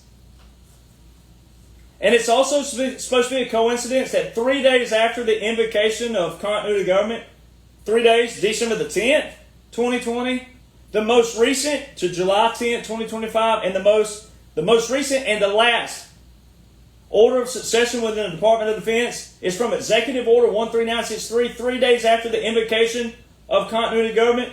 Did you know that every president has had an order of succession within the Department of Defense except for Joe Biden? Is that also why the last national security strategy that's archived on the Secretary of Defense, the Department of Defense, is that why the last national security strategy is 2017? Where's quote-unquote Joe's from 2022? Where is it? Why doesn't the Secretary of Defense archives and the Department of Defense, why don't they recognize that national security strategy? I mean, that's your military. Not recognizing it. I'm pretty sure it's 2025. I'm pretty sure they've had plenty of time to update the site and put that little picture up there like all the other photos they have of all of them since the origin of it in 1988. I'm pretty sure that they've had plenty of time to go in there and put a little emoji up like that. Here you go, 2022, National Security Strategy. Why are all these things not there that every other president has had, except for quote-unquote Joe? That's why I want to punch people that's a male, like the idiot we had earlier in the comment box. That's why talking don't get it done. Laws and orders don't get it done. All right, if you're not going to listen, that don't get it done. You might need a ball of knuckles right across that noggin of yours to say, all right, well what's it going to take? What's it going to take to get you to freaking listen? Do you want to be a part of humanity, or you want to just keep being a whiner, complainer, griper, and a fusser? You want to be an instigator in the comment box? Because I'm pretty sure there's a lot of other patriots like me that feel the same way, and they're tired of your ass. They're tired of you. And you ain't going to get out in the street because you ain't already done that. So you're clearly a keyboard warrior. Statute 133. Statute 133, 2019. It outlines, it's 3,613 pages long. See, all these little instigators, that one little statute, this is just your national defense authorization of all of what took place in 2019 by the military laws, like meaning what we paid for. 3,613 pages. That's just one little thing of all the things I've read. You can't compete where you don't compare. So you probably want to get off of my page because I will get you eventually. I'm going to block you as soon as I see you right here. Here you go. Here we go. Right here. Got you. Blocked. Done. Got him out of there. Can't stand these people, man. See, and then they'll turn around and they'll be the ones that say you block people because you can't handle this, that, and other. I show all the receipts. Everything is in receipts. If you got a problem with me, you just got a problem. You got a real problem. You have a major problem. I show all the receipts. There should be no one mad at me. Why are you mad at a veteran for showing you what you're supposed to know? Anyway, Statute 133, Iran. Iran's already accounted for in Statute 133. And in there, before it's on page 1726. Go to page 1726. All right. And you'll see Title 50, Chapter 33, Section 1550. Boom. But right above it, out of all the 3,613 pages, right above that Title 50, Chapter 33, Section 1550, which is the war order, right above it, they put a little phrase in there. It's from Title 22, Section 8784. Title 22, Chapter, I have to go back and look at a chapter, but doesn't matter. 22, U.S. Code, Section 8784. They put this excerpt in there. And it tells you that Iran is not going to be basically a war. It's just an operation. They already put this way back in 2019. Way back here. So look at all the rhinos. They're really rhinos. They're not President Trump supporters. They're rhinos. And a lot of them are never Trumpers. You know, the people who said, well, I had to vote for him because that was all we had to vote for. Those people. They're showing their colors now. Because if they knew what they're supposed to know, back here in Statute 133, Iran's already accounted for. And it wasn't going to be a war. It's a strategic operation. December 2023, Continuity Planning Framework for the Federal Executive Branch. December 2023, don't all the normies think that quote-unquote Joe was the president in December 2023? So what is FEMA and Department of Homeland Security, again, under Federal Continuity Directive 1 and Federal Continuity Directive 2, putting out all these publications under those that replicate the continuity government? So the dude who just got blocked, who said there's not a continuity government going on, well, why does this, it says it right here. It says it on here. Continuity Planning Framework for the Federal Executive Branch. And guess what's referenced all over it? Executive Order 13961, which is your continuity government, December the 7th, 2020. And then, quote-unquote, Joe partially revoked that on the last full 24-hour day of a presidency. He's partially revoking So if he was president and had so if he was president, he'd have had all the power and authority that every other president had.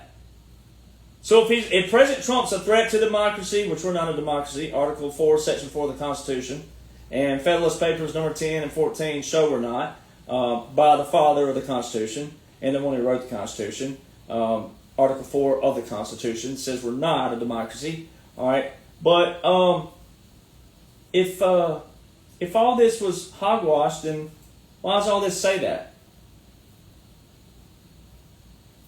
And then why would quote unquote Joe? Why would he partially revoke? Why wouldn't he revoke it on January the 20th, 2021, July 2021, 2022, 2023? The last full 24-hour day of a presidency, quote unquote Joe let a continuity of government, all in law, run from December the 7th, 2020 to the last full day of a presidency.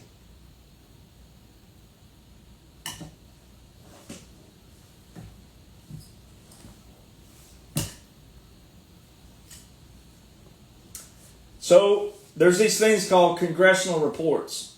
And I just posted this today. Congressional reports. Iran congressional reports. So every president, Obama had 20 presidential reports from 2009 to 2016. 20 presidential reports. Secretary of State had some, Secretary of Defense, etc. But talking about the president. Obama had 20 presidential reports about Iran alone to the Congress. President Trump had 4. from 2017 to 2019. 4. The last presidential report about Iran was 2019. So December the 20th, 2019. Where the Democratic House introduced the war order passed by the Republican Senate under President Donald John Trump. The last presidential report from 2019, it went from 2019 to December the 23rd, 2024. From 2021, 2022, 2023, and all of 2024, quote unquote, Joe didn't have a single presidential report for Iran, and he's supposed to be president. But see, what people will do, the people who haven't read, the people who want to instigate in the comment boxes, those people who haven't read, right, and the people that we've all had to address, these influencers and all these people who don't know anything because they're not in operations, they're not tasked like veterans are. See, if we had a mandatory callback right now, if we had an involuntary callback on every veteran, guess who's not going? Them. Guess who is?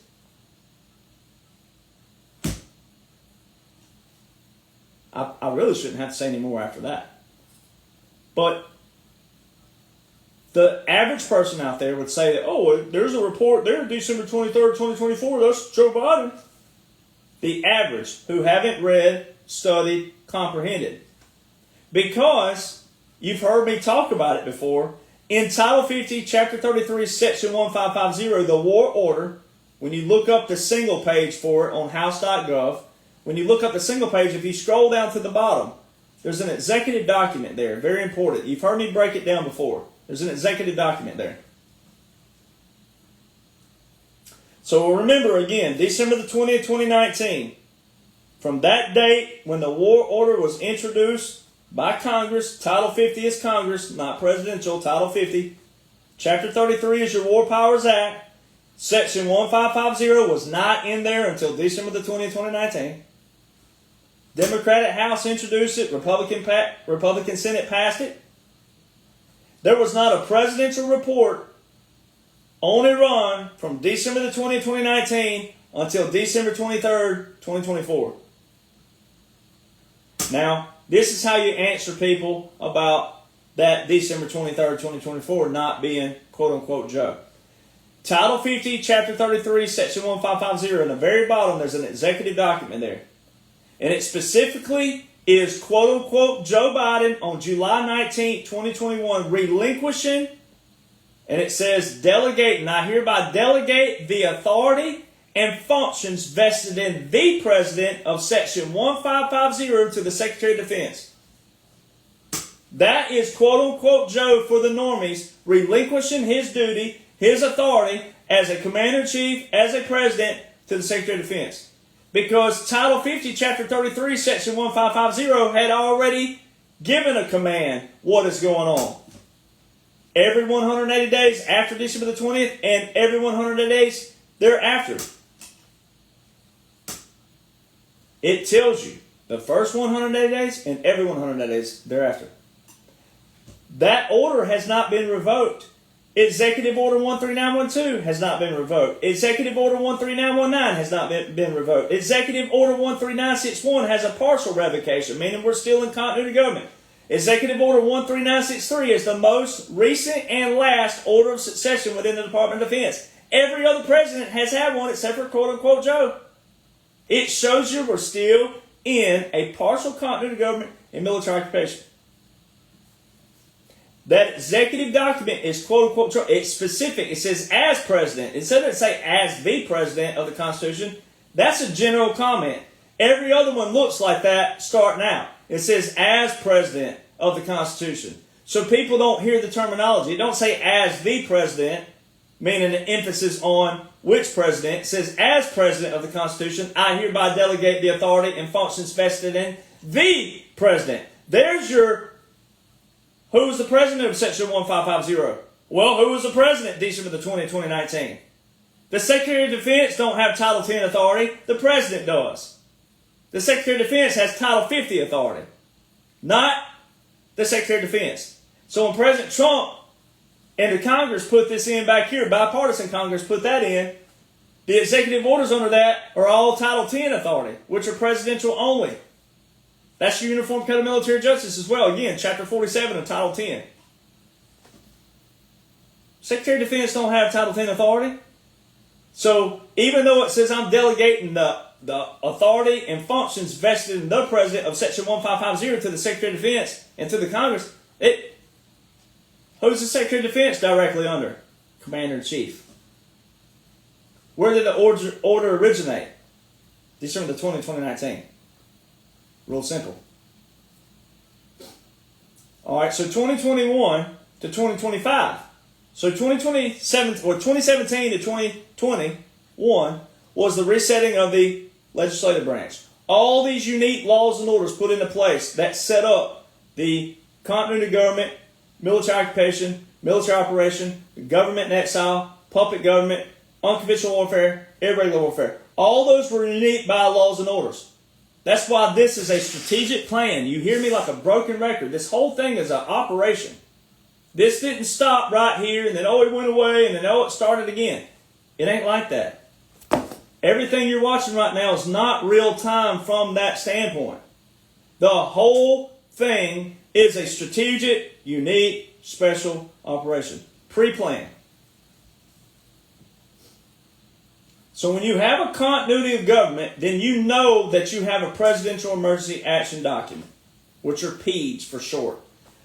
One of the dumb haters from 2 years ago who tried to steal my trademark and all that, this idiot was out there telling people that the president can't have expanded powers. That once he serves his terms, it's done.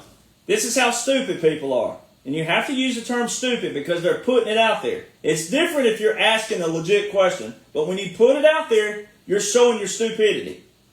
All right. Continuity of government was established by President Eisenhower, who was a 5-star general.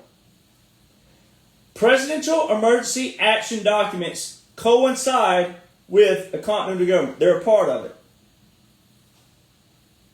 Presidential emergency action documents are executive orders, proclamations, national emergencies, and treaties.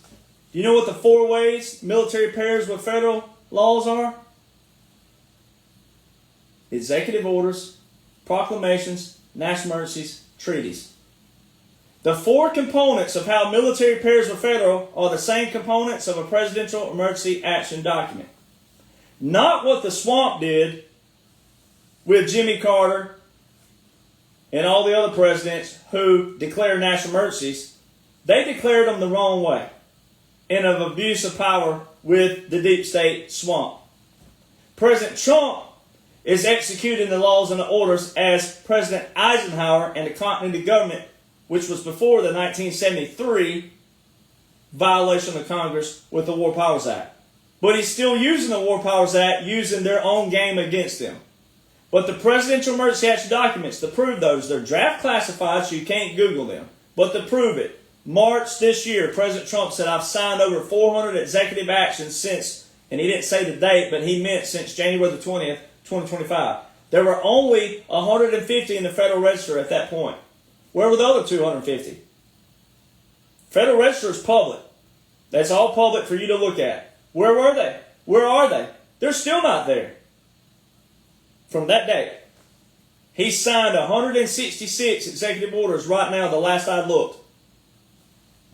Where's the other 250 from that 150 from March? Where are they? PEADs, Presidential Emergency Action Documents. You have proof of it. But you may and may not, they may not even have to unveil some of those in history, but down the road, you'll have the full answers. And it ain't far off, but down the road. But right now, they're draft classified. PEADs expand the power of the president because those are pre-planned. So you have right there the 2018 National Biodefense Strategy, and it reads word for word everything you saw in 2020. It's because they knew the deep state was going to retaliate. That's why he told you we have everything under control. You don't listen to the commander-in-chief. And a lot of you don't listen, not you patriots, but a lot of the others don't listen because you don't appreciate the military. You say you love the military, but you separate military laws, military orders, military regulations, military tactics, military strategies, because you don't know anything about them. And then you want to sit there and say, the others want to say, well, how can you know? You didn't serve 20, 30 years. You ask all the wrong questions. Instead of going and looking why people do follow me and why my books are number one bestsellers, they're number one because of patriots, real patriots. They're number one not because I made them number one. These people made them number one. These real, true, hardcore patriots, which are true American people who want to make a difference in the world. And they are making a difference. And we're also going to lead the world into the new world, not order, but the new world for humanity.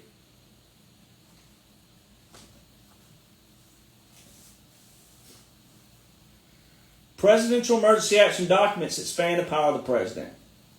And they're pre-planned. So they knew what was coming, and they knew the deep state was going to retaliate. So they already had everything safeguarded and ready the best they could, depending on what strings they pulled when the people... Because President Trump put a line in the sand, and he gave everybody a chance to come across that line. The ones who don't, guess what they are? The ones being funneled to the wall. The ones that's going to raise the white flag. The ones who are going to expose themselves.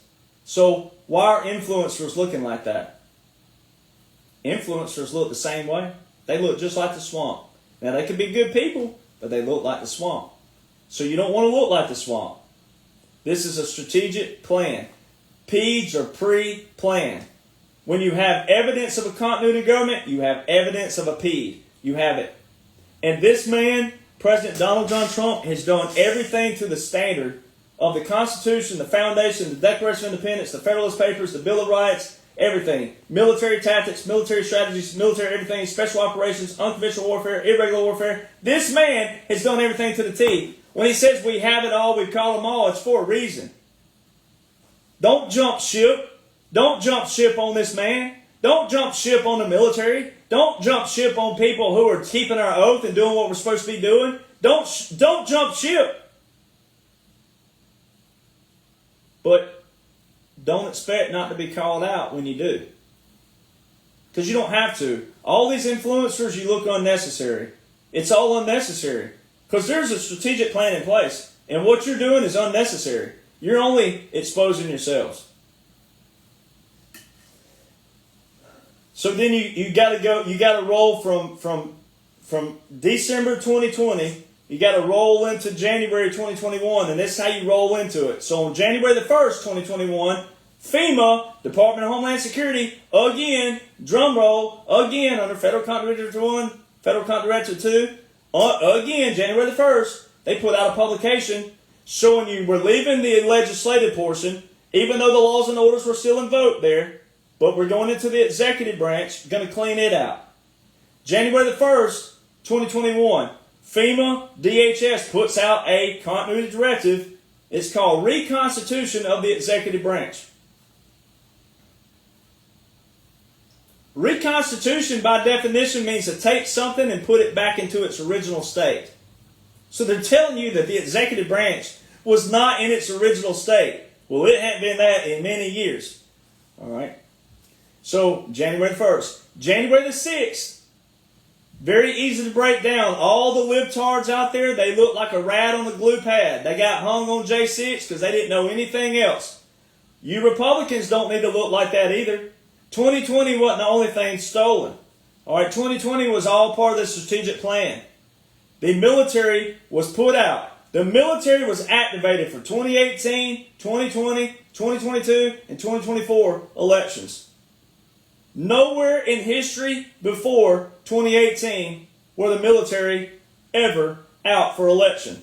And if military personnel are at election polls in uniform, but they're not there on official duty by the president, which is federal, Title 10 again, which requires them to be federalized, to be at the polls on official capacity, if they're not there in official capacity by presidential authority and presidential orders, Title 10, Title 18, Section 592, shows that military personnel can be tried and convicted and fined for being at polls trying to do what?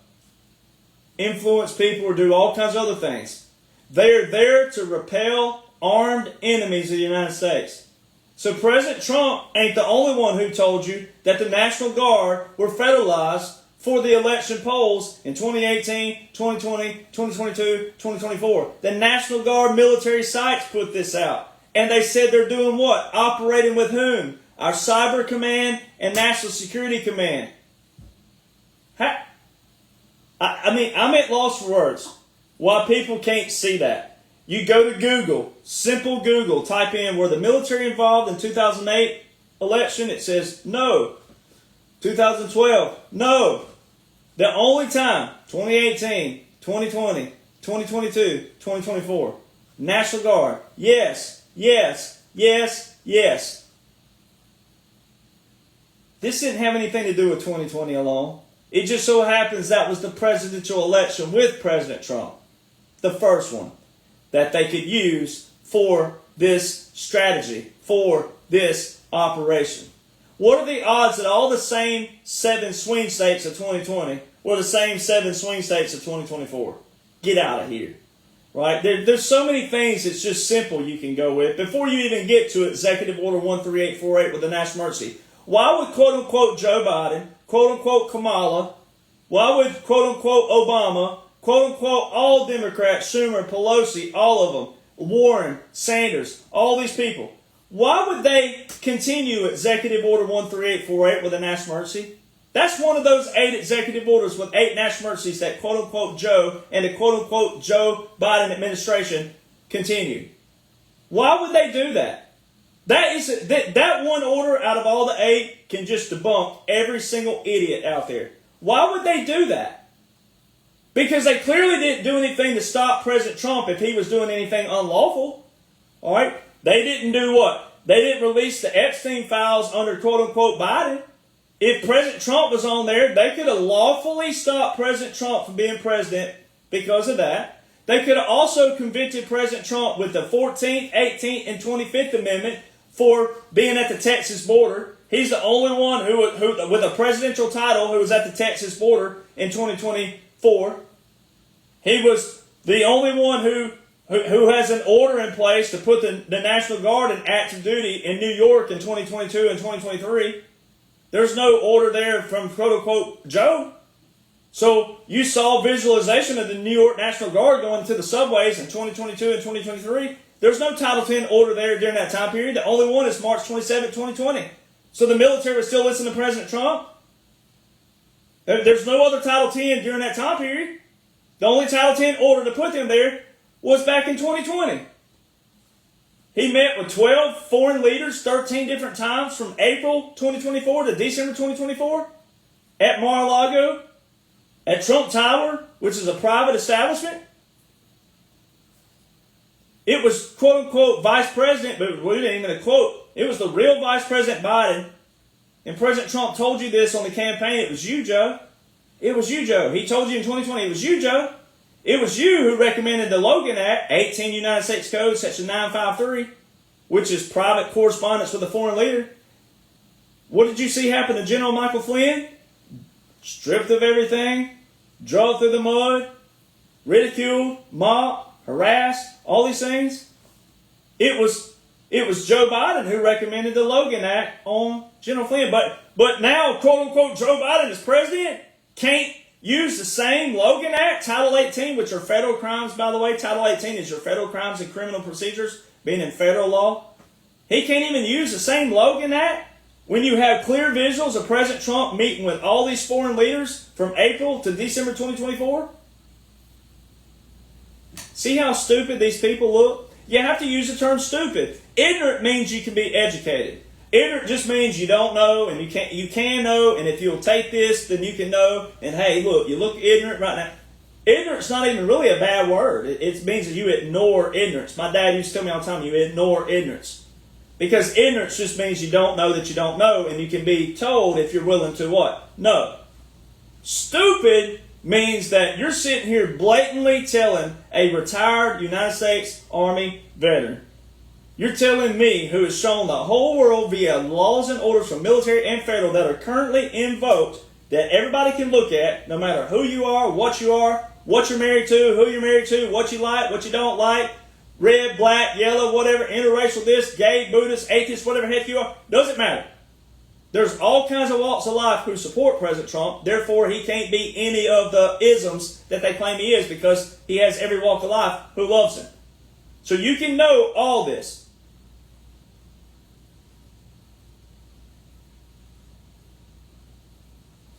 I mean, I feel like a bobblehead sometimes. I'm like, it's not this dumb.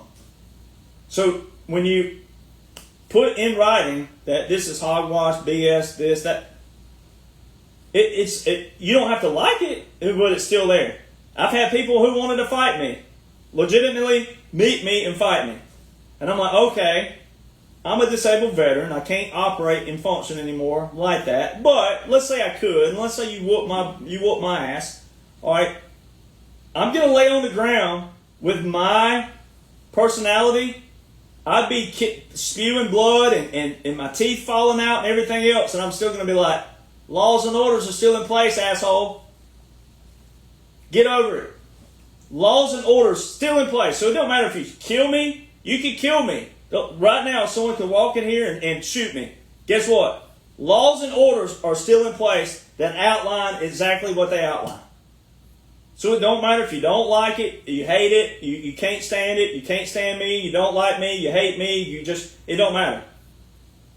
The laws and orders are still there. And they outline exactly what they outline.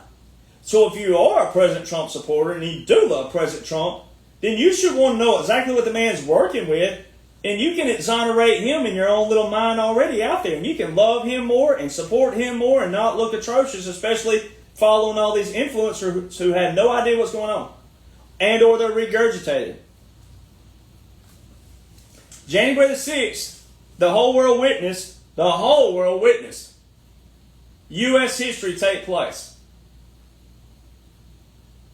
2 objections took place in the state of Arizona. 2 objections.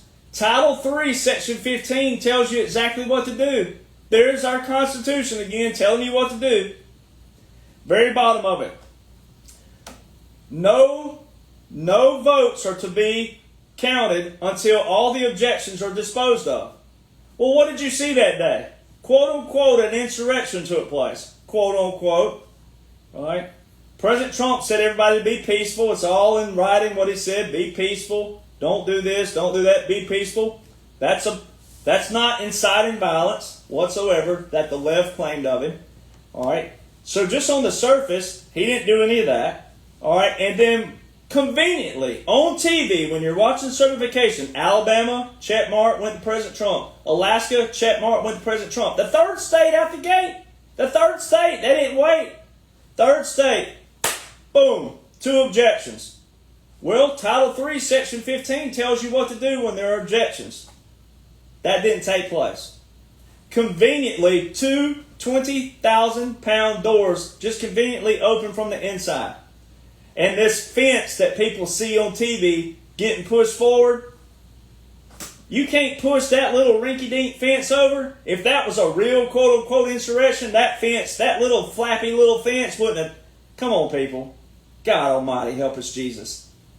I don't mean that sacrilegiously. I truly mean God Almighty, help us, Jesus. Some of the people out there, you look atrocious to think all this stuff was real. All right? Quote-unquote insurrection took place immediately after world history took place. 2 objections in the state of Arizona. Any state wouldn't matter. 2 objections. And then when the smoke cleared, remember Nancy drunk Losi? Remember that? She goes, oh, I'm so flustered, I'm so scared.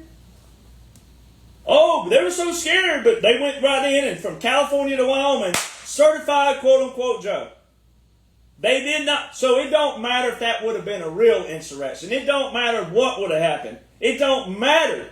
If that was real, you can't go by law. You can't do what law says in Title 3, Section 15, your job as a Senate and House. You can't do your job as prescribed in the law. You couldn't find out the discrepancies, what happened in the state of Arizona. See, that's the simple. Even though I know this is all operational, for the simple out there, for the average people out there who don't know military, operation, occupation, continuity, government, all that, just on the simple. You can't agree that you witnessed Congress break federal law. That's what you witnessed. Title 3, Section 15, Title 18. The seditious acts to overthrow government. That's what you witnessed. Title 18, Section 2381, 2384, 2385. See, what patriots are supposed to do, patriots have done it. But what people are supposed to do, when you hear me quote all these things, you're supposed to go back and watch these videos, write this down. You don't have to write it down if you could afford a book. But it's all on my videos, all on my pages. You're supposed to go look these up. If you don't want to buy that book right there, then you're supposed to go look all these up and read these and go, dang, seditious act to overthrow the government. Oh, federal crime here. Oh, dispose of the votes. No vote counts until disposing of the objections. That's what everybody witnessed that day. And the liberals look atrociously stupid. Now you really have to apply stupid to the liberals because they look stupid. That's exactly what took place that day. They all used the word Constitution. They used law and order out of their mouth, but they don't know how to apply the laws and the orders. They only want the laws when they want the laws to pay for their surgeries and pay for their welfare and pay for their EBT cards and all that other bullcrap that you and I are really actually paying for. That's all they're mad about right now. That's why liberals need to be deported. Most liberals right now need to be deported. They're ungrateful to this nation. They're ungrateful for the military. They're ungrateful for their foundation that's protected by the military. So why do Republicans, conservatives, and quote-unquote some patriots, but especially quote-unquote patriot influencers, replicate them? Why? This is a time period right now where this ain't about popularity and face and like being famous and I'm the one that broke the news and all that. It's not about that. This is a military operation. Therefore, you need what? Military personnel who knows what's going on. Again, if we had an involuntary callback, it ain't them going. It's me going. It wouldn't be you. It would be all of us veterans that would be going, because we're the ones under an oath. Our oath don't expire, by the way. So, in the Executive Order 13848 with the national emergency, signed September the 12th, 2018, that executive order for election interference was signed 2 months before any election under President Trump. 2 months before the National Guard were called up for 2018. 2 years and 2 months before 2020, President Trump signs Executive Order 13848 with national emergency. That quote-unquote Joe continued 4 years in a row just to hand back, still active to this day, just to hand back to President Trump January the 20th, 2025. Again, election interference. Think about that.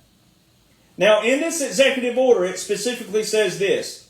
It specifically says, although no foreign power has altered the outcome or vote tabulation. Although no foreign power has altered the outcome. Well, President Trump's already told you our gravest threats are not abroad, they're within. The deep state, the swamp, the cabal, the global alliance. Our gravest threats are not abroad, they're within. He said we're going to end defense contracts and we're ending lobbyists because all they do is make excuses to keep us in war. He's had to be delicate with all this because of all the veterans out there of Vietnam, Korea, World War II who's still living, very few still left, Korea who's living, Vietnam who's living, and every conflict between there. He's had to be delicate because, again, until people can be educated on what took place and why it took place. Every soldier who went and raised their right hand under Title 10 and or Title 32 if you're National Guard, even though that's still up under military and presidential, but still, every person who raised our right hand, most of them, not all, but most are good people. And they may not have known why they were serving, laws and orders-wise, but they can know. And they should be given a hall pass because they still at least serve their nation. All right, and that's what they all get. But President Trump has to be delicate with that. So that's why all this stuff has to be real delicate.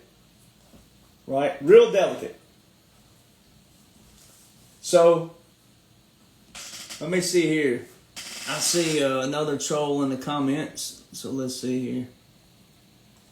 The troll don't even have a face up. Don't even have a face. Imagine that. Don't even have a profile picture and you want to call me a fake veteran.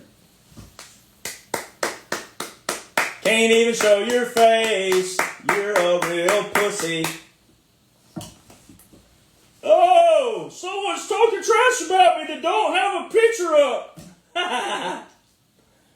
Oh man, we need it. I'm so glad the words retarded and pussy are coming back in the right kind of context, because we have so many of them.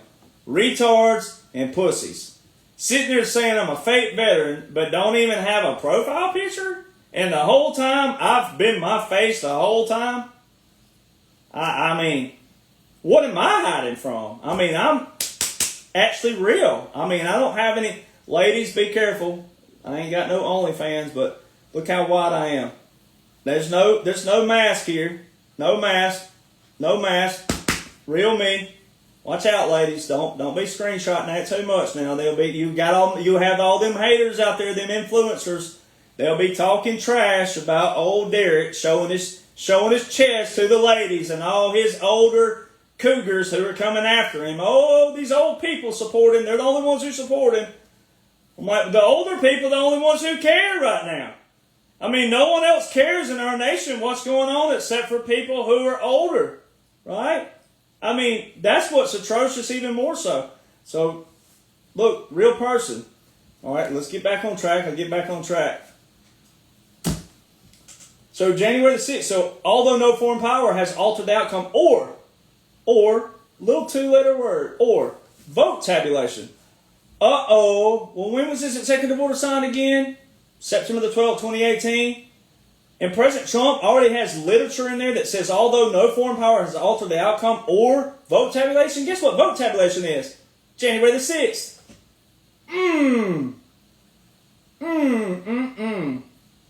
So see why I get so mad?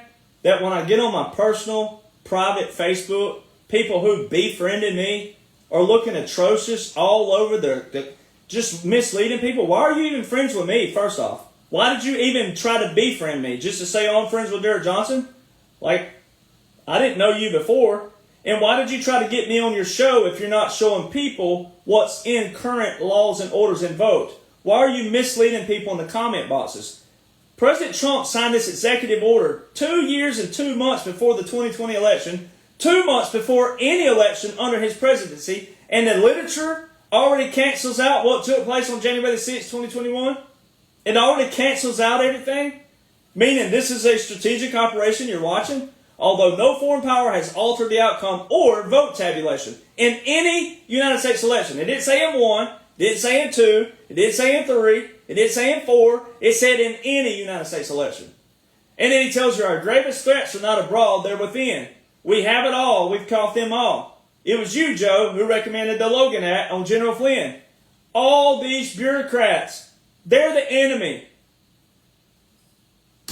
Everything's under control. Where you need to apply yourself, though, is the laws and the orders. And how do we prevent this from ever happening again at local level, state level, federal level? That's where you got to get involved. You don't go sit back in your lazy boy like some of these people did and go, oh, whew, President Trump's back in office now. Everything's going to be gravy. We're all good. No!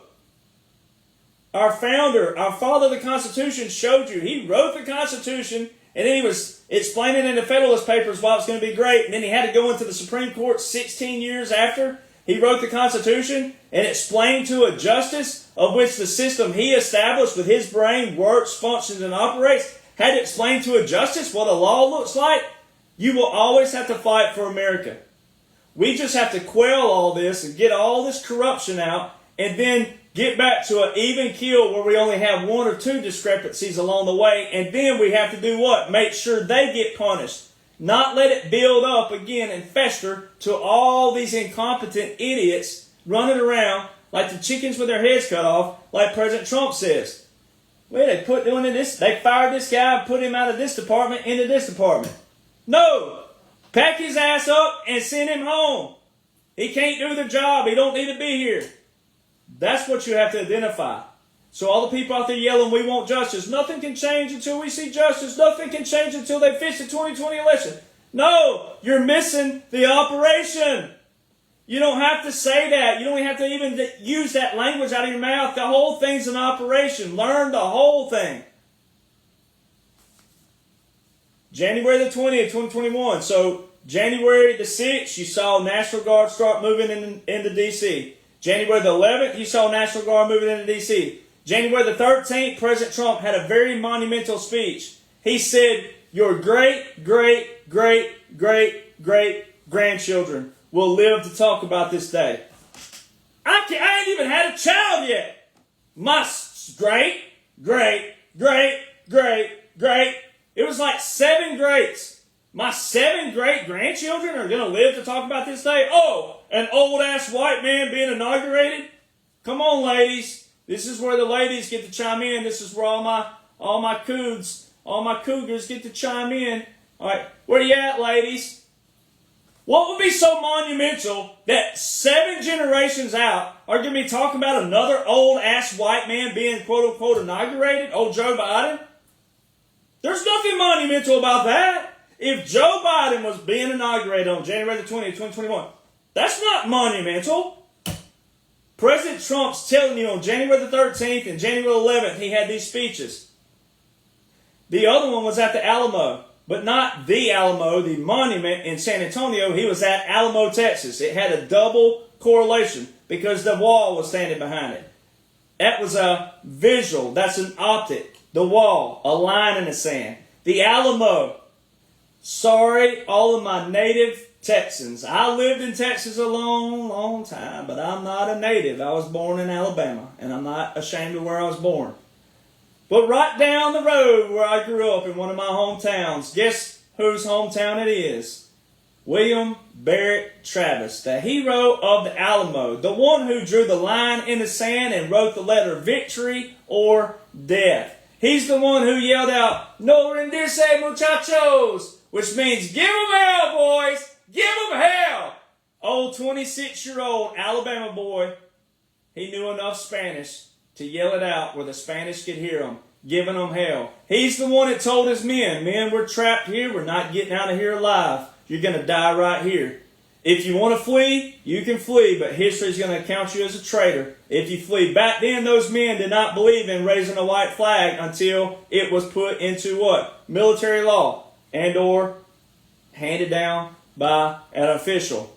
All right. They sent the Pony Express to D.C. where he requested more ammo and different supplies. It didn't get there to them. All right. They were surrounded by Mexicans. All right. The Pony Express didn't get to them in time to tell them they didn't have to fight that fight. They didn't get there in time. All those men died at the Alamo that day by not being pussies like the people that you saw in the comment box earlier with no face on their little picture. All right, they died heroes because they didn't even have to fight that fight. They didn't throw up the white flag. They didn't surrender. They didn't retreat. They stood there and they fought like heroes and men, and they all became legends at the Alamo. That's what President Trump was showing you that day. To be a patriot, to be a warrior, to be those two things, you have to act like that. When times get tough, when the tough get going, that's when you have to get going. You don't jump ship because, we didn't release the Epstein files because it didn't happen on your watch and your time. You wouldn't even know what to do with them because you don't even know what they all, how they all coincide with everything else. Most of you, all right, not you real patriots, right? And you don't jump ship because, Iran. Where were you when we were bombing the hell out of Yemen just a couple weeks ago? March the 15th to May the 6th. You can go to Google right now. March 15th to May the 6th is declared on Yemen. We were. But whose executive order was that? Executive order 13611 by whom? Obama. Iran. Executive order 12170. Jimmy Carter. The oldest national emergency. The oldest and the longest in our U.S. history was Jimmy Carter. And it's still active even though President Trump is showing you the visuals of ending all this. And at some point, that'll be a declaration. He's already ended Syria. He's the first president to end national emergencies from the swamp. All of their bullcrap bureaucracy and diplomacy, all that stuff. January 20th, 2021, quote unquote Joe. So if you were a Democrat, which I know that's painful to even think about, but there's some Republicans who look like it, so some of them can think like that because they look like it. But if you were a Democrat, wouldn't you and shouldn't you be pissed that your boy, who's the monumental 81 million votes, remember they told you to get over that? Remember how they told you to get over that? Joe won, get over it. Remember that? 81 million votes, the most in U.S. history, get over it. The same people who told you to get over it are now on X, all over Twitter. Guess what they're saying? 2024 was rigged. So they clearly show that President Trump is not a part of the anything. They clearly, the liberals show that daily, that President Trump is not one of them. So with Republicans, conservatives saying that President Trump's one of them, when the liberals hate his gut and want him assassinated, they are calling for his assassination every day on social media. They are all open saying they want President Trump out of here. They're open to that. That's how atrocious. So President Trump can't be a part of that when the liberals are that way. So when you Republicans say that, you look atrocious.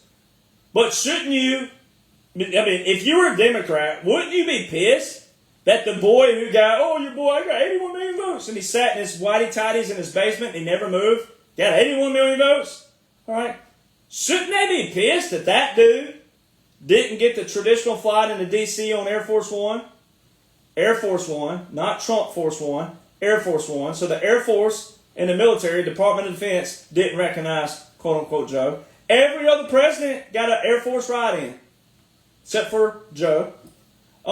Shouldn't you be pissed that they played Amazing Grace, which is a funeral song? He didn't get some kind of, happy song for the quote-unquote inauguration. Wasn't that supposed to be a monumental day? It's supposed to be a happy day for everybody. We got to hear Amazing Grace, how sweet the sound that saved a wretch like me. I once was lost, but now I'm found. Was blind, but now I see. We got to hear a funeral song for a happy day, a monumental day.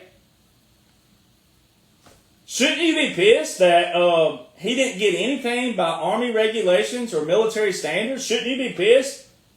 And then why are Republicans, conservatives mad at an Army veteran for showing you that Army Regulation 600-25 2-3 cannon salutes shows that a commissioned officer is to be present at every cannon salute? Where is the commissioned officer for quote-unquote Joe's cannons? Where are they?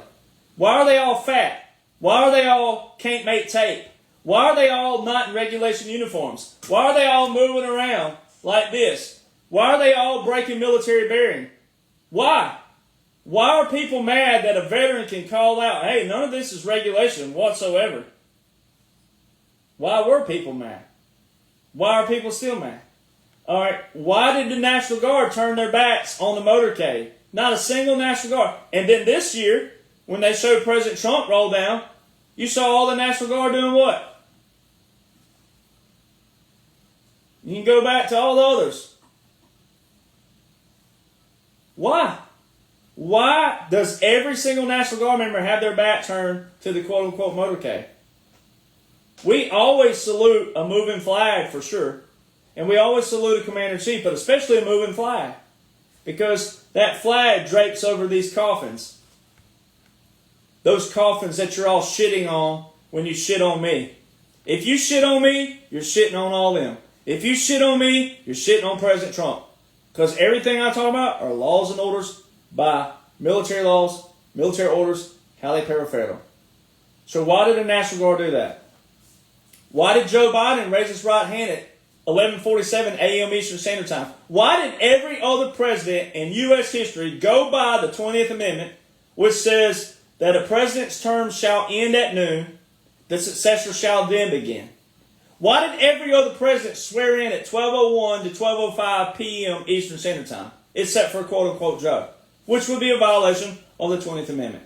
And then, why is it so freaking hard to comprehend that the first time in U.S. history they showed two different sets of cannons on January the 20th, 2021? First time in U.S. history. First time they've ever shown the cannons at Arlington. So we'll use another troll since we're trolling on the trolls here. You can't out-troll a troll, by the way.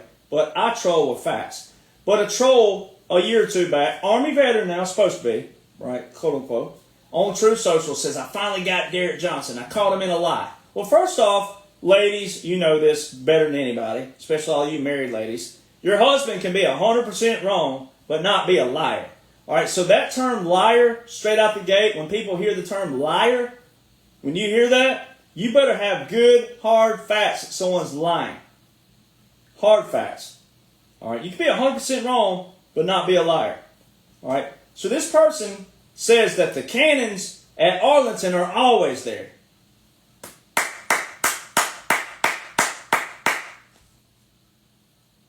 Thank you. Thank you, troll. You're correct. They are always there. But for the first time in United States history on Inauguration Day, they showed the cannons at Arlington. No other time in U.S. history on Inauguration Day, January the 20th, have they ever shown the cannons at Arlington. So thank you, you dumbass out there, and everybody else who thinks like that. Thank you for that observation because you're 100% correct, and you still prove my point. 3 cannons at Arlington on Arlington National Cemetery.mil. The 3-volley salute, rifle or cannons, seen or heard at Arlington is not a 21-gun salute. It's a military funeral.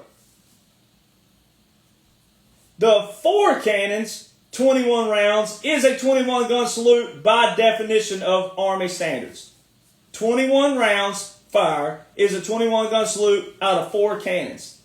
If you go back from 2017 and 1969, you'll see 4 cannons at every inauguration. And if you look on January the 20th, 2025, you'll see 4 cannons, 21 rounds fire. The only time in U.S. history they've shown 2 different sets of cannons was on January the 20th, 2021. 3 cannons with quote-unquote Biden, which is not a 21-gun salute. I don't care what Tampa, there's one out there, not your C-SPAN and all those, but Tampa puts on their 21-gun salute. It's not a 21-gun salute. It's not whatsoever. That, again, is crapping on all of us veterans, Army veterans, but especially the 3rd Infantry Regiment, the Old Guard, the official Presidential Salute Battery, which is the oldest unit in the Army, 1784. They didn't get that wrong that day. Out of all the other inaugurations, they didn't get that wrong. That was all to show you, the people, that what you're about to witness from January 20th, 2021 to January the 20th, 2025 is a strategic military operation, a continuity government. All the laws and orders show that. Also, during 2021 to 2025, not a single tariff was removed. Congress gave the president authority over the tariffs. You can go look at the tariffs, the acts of 1962 and 1974. You can look up and read about tariffs. They're presidential authority. Not a single tariff that was put into place in 2018 was removed from 2021 to 2025. If quote-unquote Joe was president, he'd have had the same power and authority as every other president. How come no tariff was removed from 2021 to 2025? How come not one single judge tried to block a tariff from 2021 to 2025? Not one single judge has tried to block a tariff from 2021 to 2025.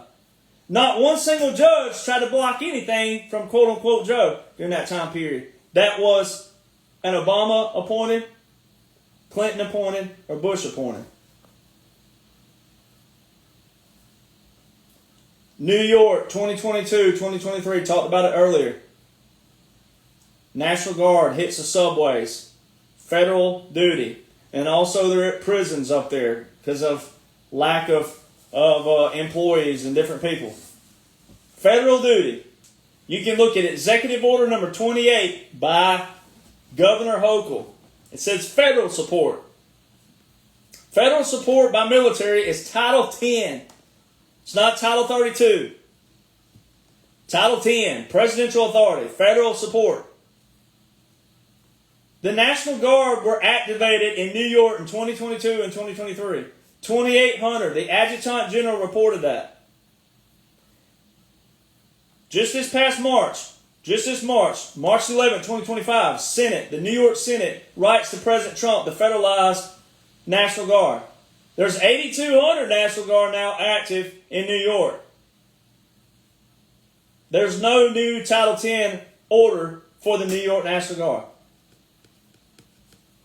because they're reserve components. California, 2025, was Title 10, 12406. That's a new order by President Trump, completely separate from Title 10, 12302 from March 27, 2020. That's reserve components. When President Trump activated the National Guard in California, that was a Title 10, 12406 National Guard call-up.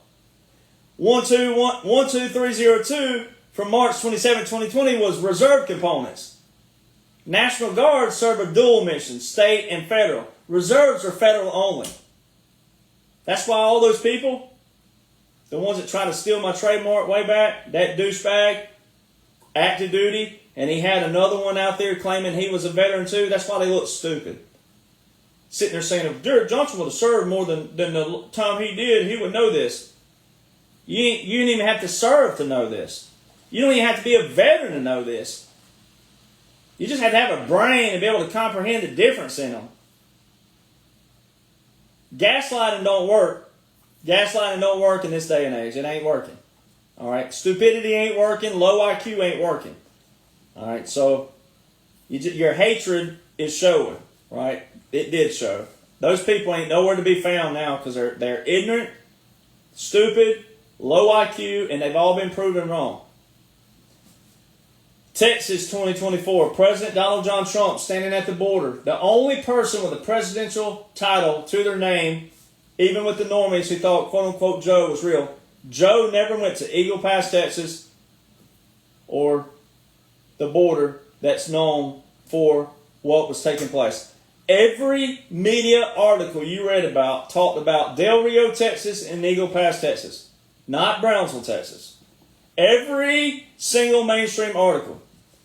How did 2,000 dirt poor Haitians get from Haiti to Del Rio, Texas?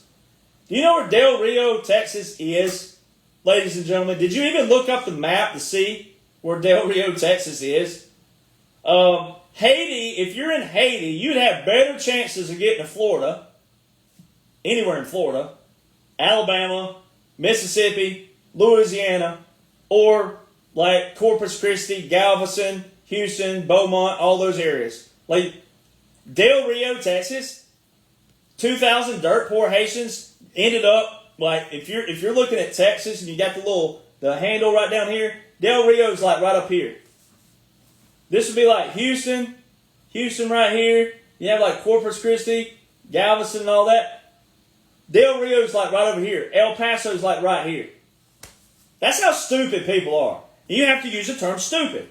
Because if they're going to show stupidity, you got to call it out. How did 2,000 dirt poor Haitians get across the Gulf of Mexico, the old Gulf of Mexico, the Gulf of America? We're going to call it the Gulf of Mexico for the idiots out there who just can't understand that because they don't identify with the Gulf of America. So how did 2,000 dirt poor Haitians get across the old Gulf of Mexico all the way over near El Paso? Haiti, Haitians. And so President Trump, one executive order wasn't his, but all the others were. Cuba, Venezuela, Nicaragua, and Haiti. All of these nations, the closest one to Del Rio, Texas, the closest. If you just do not road miles, but if you do like a regular measurement from just country to Del Rio, 1,536 miles. How is it that we have people who can't comprehend illegal is illegal? I've never seen as many people support illegal anything as you've seen with the liberals out there. Illegal is illegal. Unlawful is unlawful. Due process don't apply to you, first off, if you can't come here lawfully. Due process is for all of us Americans who are doing what we're supposed to be doing, and if someone accuses you of the wrong thing, or like a dumbass tries to steal your federal trademark, then everybody has due process, and you have to prove, okay, here's my trademark, here's when it was established, and here's my sales, and here's this, and here's that. And then that dumbass don't have anything to show for themselves. Well, they still get due process to show it, but when they can't, what? Present anything, then it goes, okay, my evidence stacks up against theirs. That's what you call due process. no matter how much you dislike someone, hate someone, whatever, but they're not Americans. They don't get due process. That's for us. That's what we benefit from. And we have illegals coming in this nation, right? We did. Not anymore. But we did. And we have liberals taking up for that. Do you see a liberal inviting an illegal migrant to their house to live with them? No. Do you see liberals inviting all the homeless out there to live with them? No. Giving a homeless person $5 ain't going to get them nowhere. They might get them a meal, but most of them are buying cigarettes and alcohol.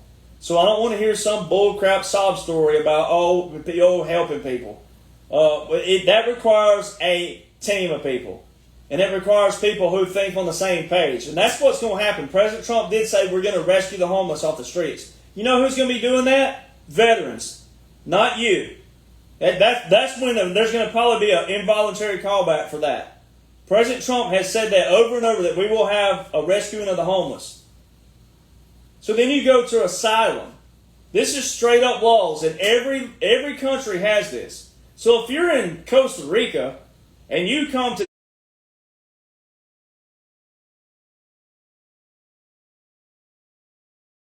Agua and come to Del Rio, Texas, and say, "Oh, well, I deserve asylum here. No, you don't. You just bypass all these nations that you were supposed to seek asylum in there. So if you feel like someone's a threat to you in your nation, or whatever it may be, you got to seek asylum in the country next to you."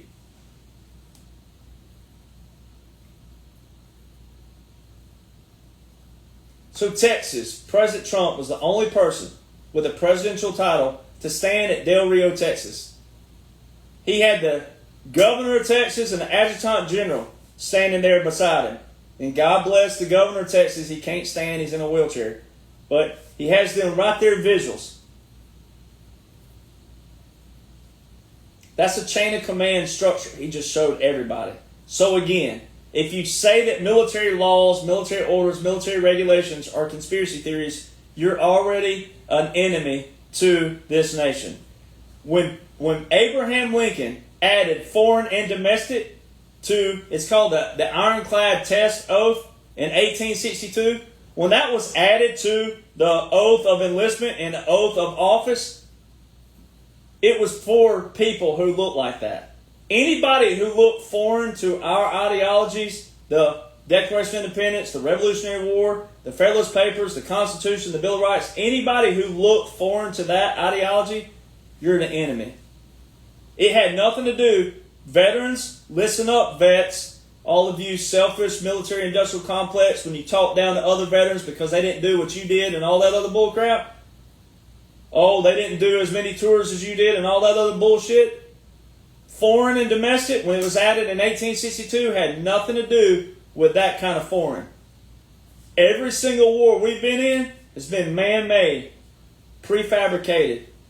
Deep state, bureaucracy, their quote-unquote diplomacy. We were not supposed to look like this.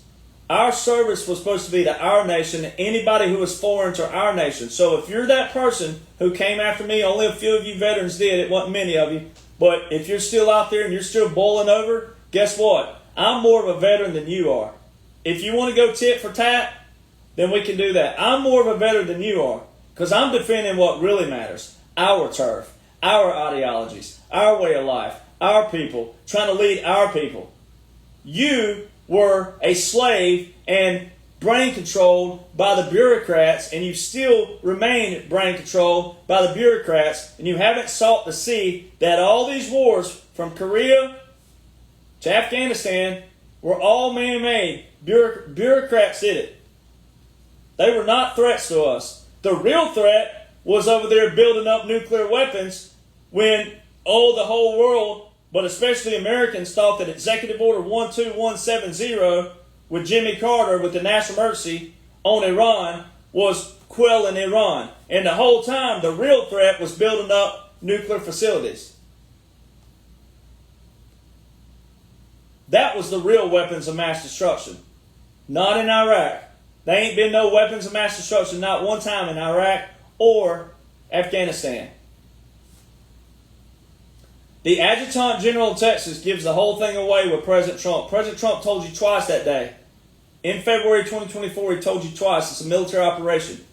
The border, ladies and gentlemen, is not a state thing. It's a federal thing.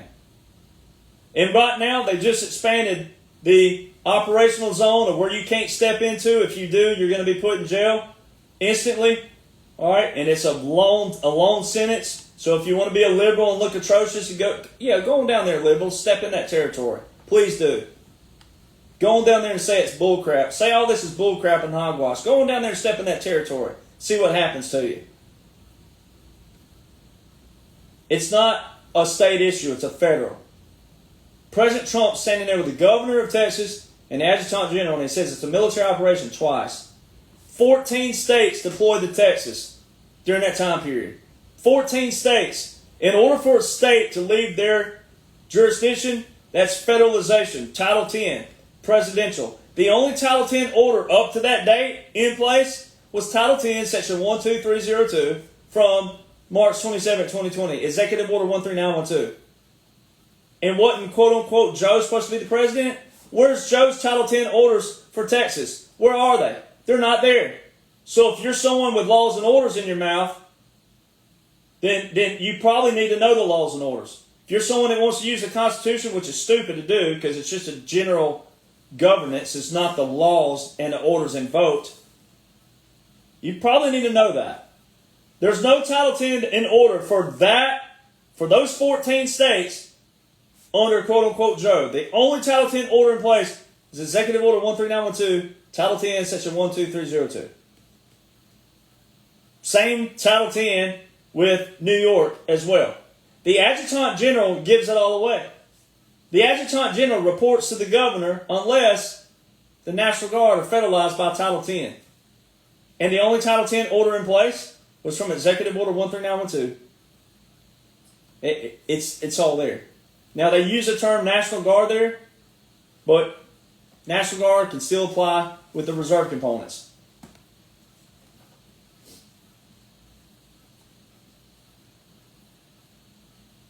I mean, it's all there. You don't salute a former commander.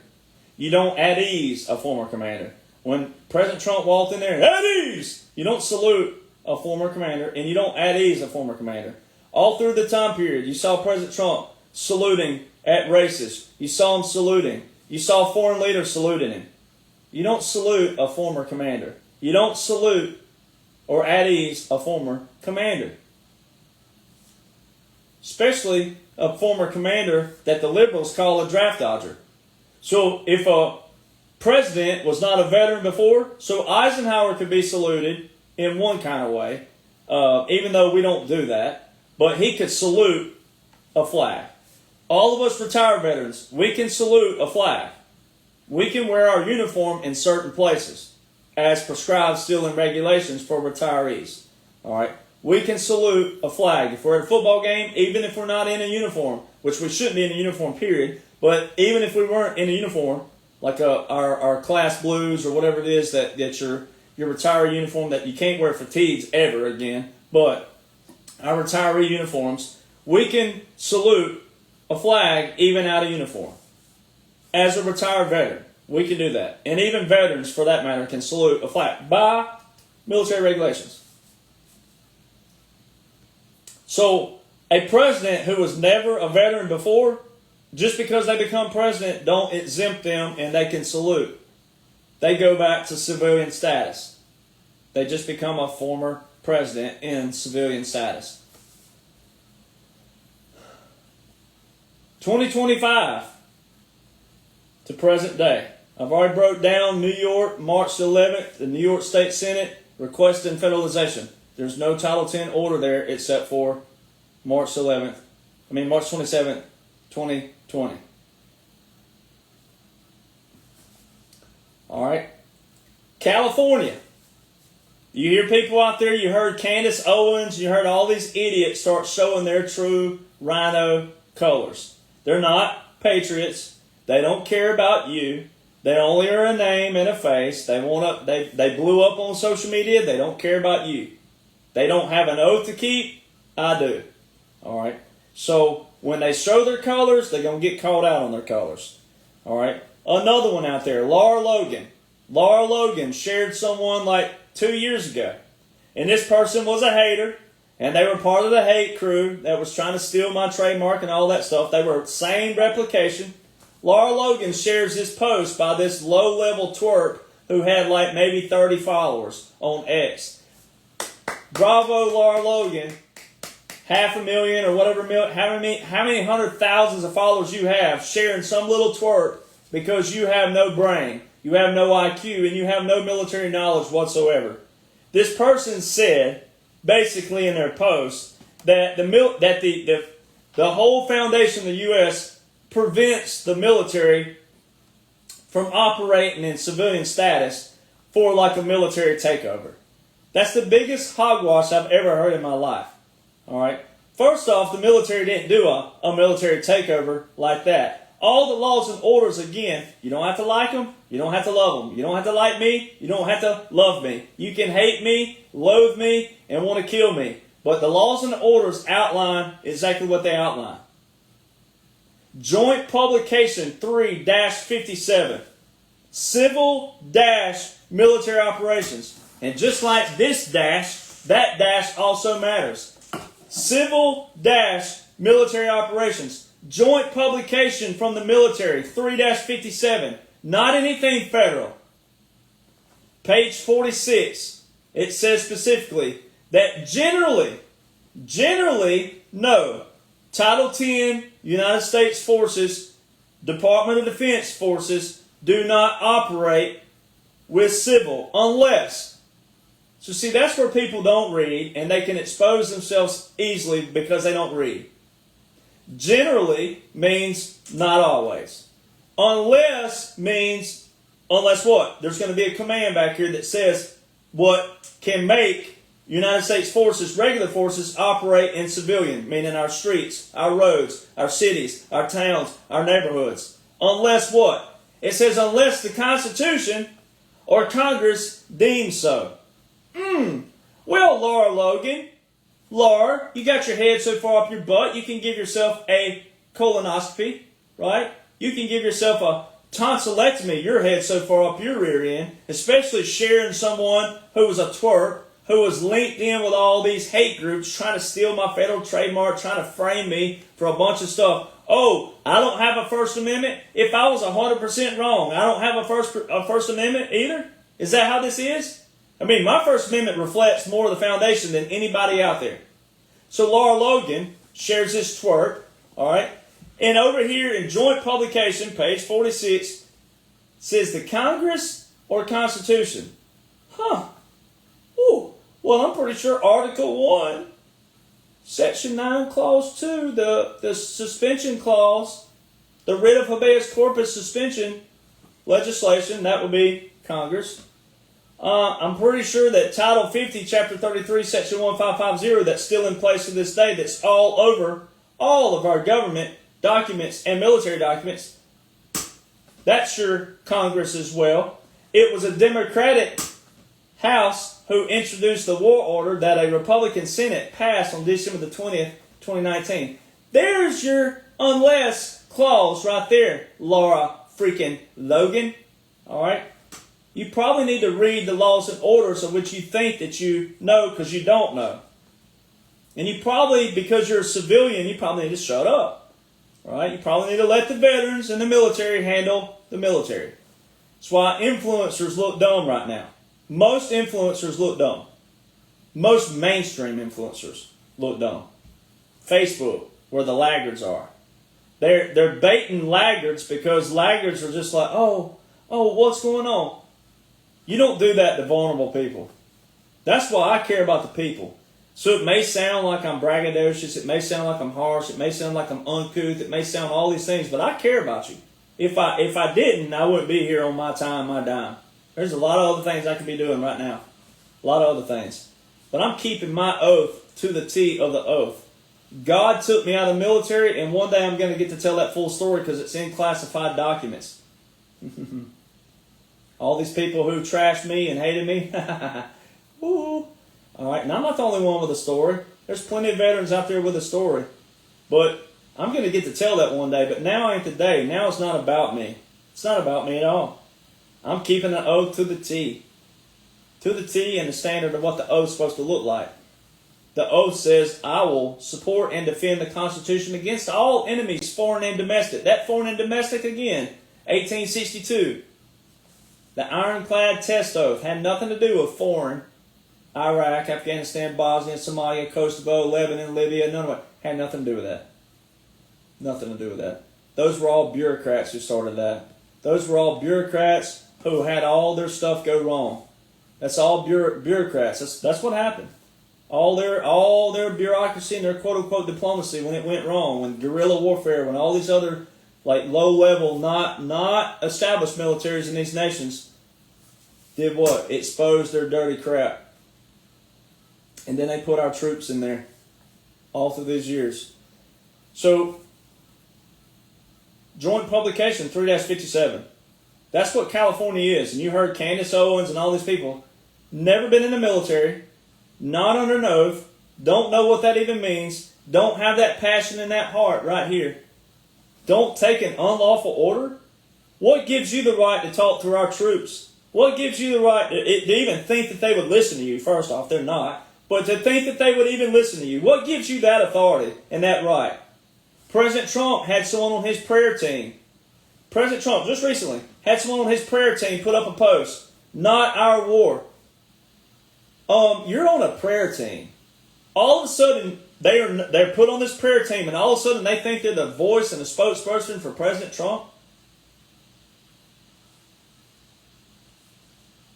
October and November speeches. All throughout 2021, 2022, 2023, President Trump said this. But, just for the most recent, you can go back and watch those big, like the one in New York, Madison Square Garden, all those big speeches President Trump had in October and November, just this past year.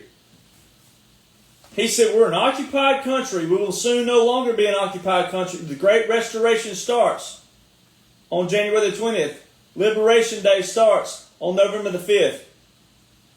He didn't say for the patriots out there, did he? He didn't say where it's going to be over on January the 20th. He said it starts. This segment, so from 2025 to present day, which will be 2025 to 2029 when it fully ends, per se, is like the visual of it. But right now, guess what you're witnessing? So go back, remember, 2017 to 2021, legislative branch, everything, all these unique laws and orders put into place that set up continuity government, presidential emergency action documents, come down to 2021 to 2025. Remember the federal continuity directive, all the federal stuff on January the 1st, and the invocation of continuity government, December the 7th, 2020, rolling into 2021, and January the 6th, January the 20th, all those things. The reconstitution of the executive branch, so the executive branch being reestablished. Now what are you witnessing? The judicial branch. It's judge this, judge that, judge this, judge that, judge said this, judge that, judge blocked this, judge blocked that, judge, judge, judge, judge, judge, judge, judge, judge this, judge that, judge this. Judge today blocked something that the Supreme Court's already ruled on. Found a loophole. It says he found a loophole. He blocked it. Judge this, judge that, judge this. Appeals court this, Ninth Circuit this, Sixth Court here that, Fourth Circuit here, Appeals court, District Court here, Supreme Court here. It's judge, judge, judge, judge, judge, judge, court, court, court, court, court, court.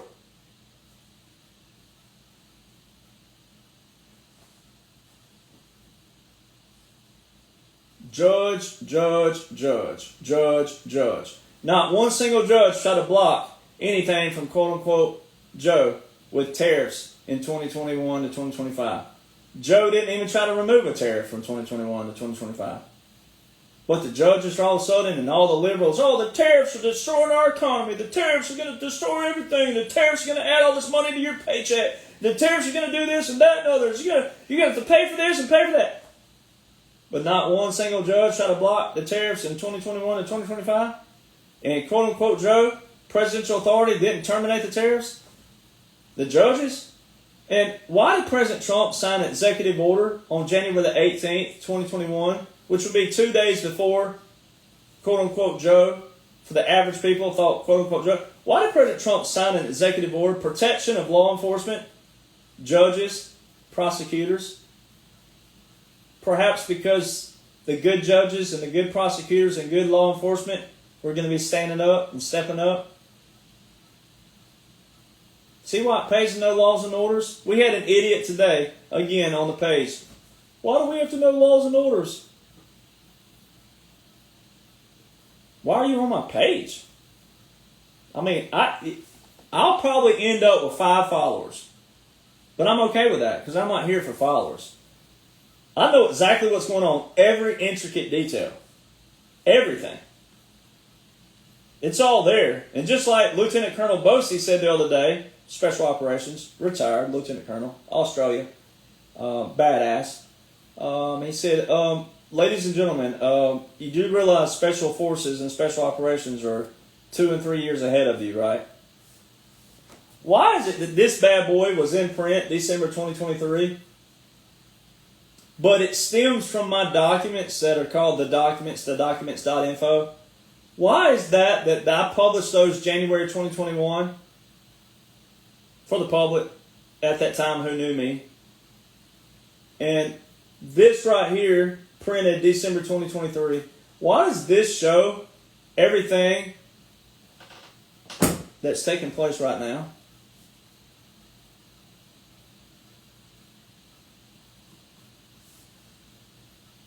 You know what this is called? A shit-eating grin.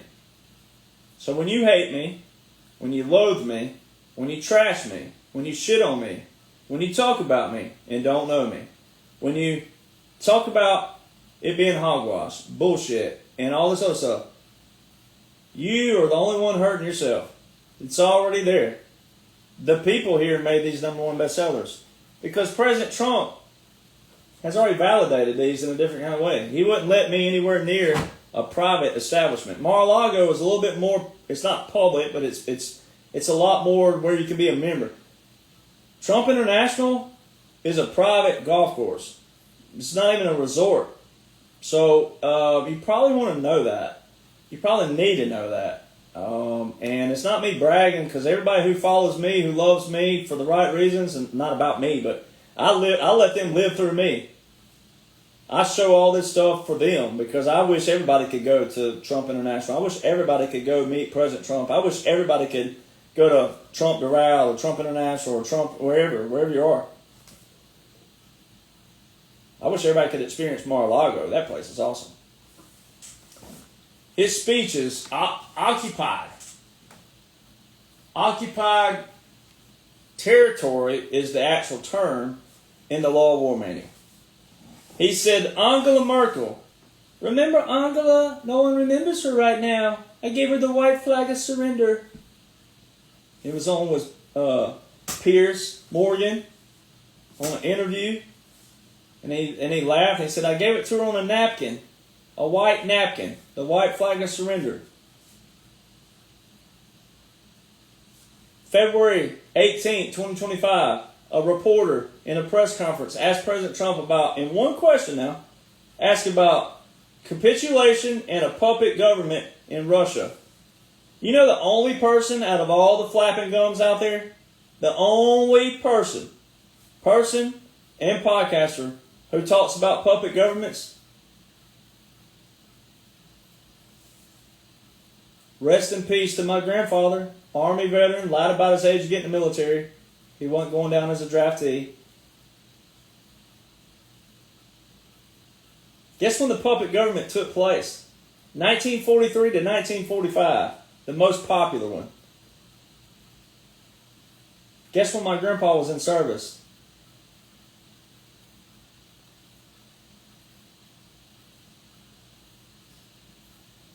What would a little tiny reporter, just a little female, know about capitulations and puppet government? You know she was put up to ask that question. Come on, people.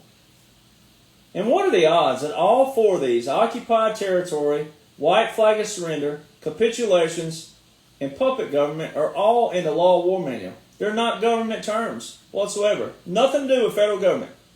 Nothing. They're all military. What are the odds that a puppet government coincides with the government in exile? which is found in our 2016 Special Operations Command, which was one of those from April 2016. What are the odds of that? What are the odds that capitulation and white flag and surrender are in the same chapter? And what are the odds that government, so the puppet government, and occupied country, occupied territory, what are the odds that they're in the same chapter? You know what chapter that is? Remember the idiot that got blocked earlier? Says it's not a continuity of government. Well, when you have a continuity of government, you have a presidential emergency action document, which means there's a military occupation going on. Guess what chapter they're in? Of the Law of War Manual, which is military, not federal. Military occupation. I'm not the guy you want to pick a fight with when it comes to knowledge and IQ, but especially what's going on right now. I'm not that dude.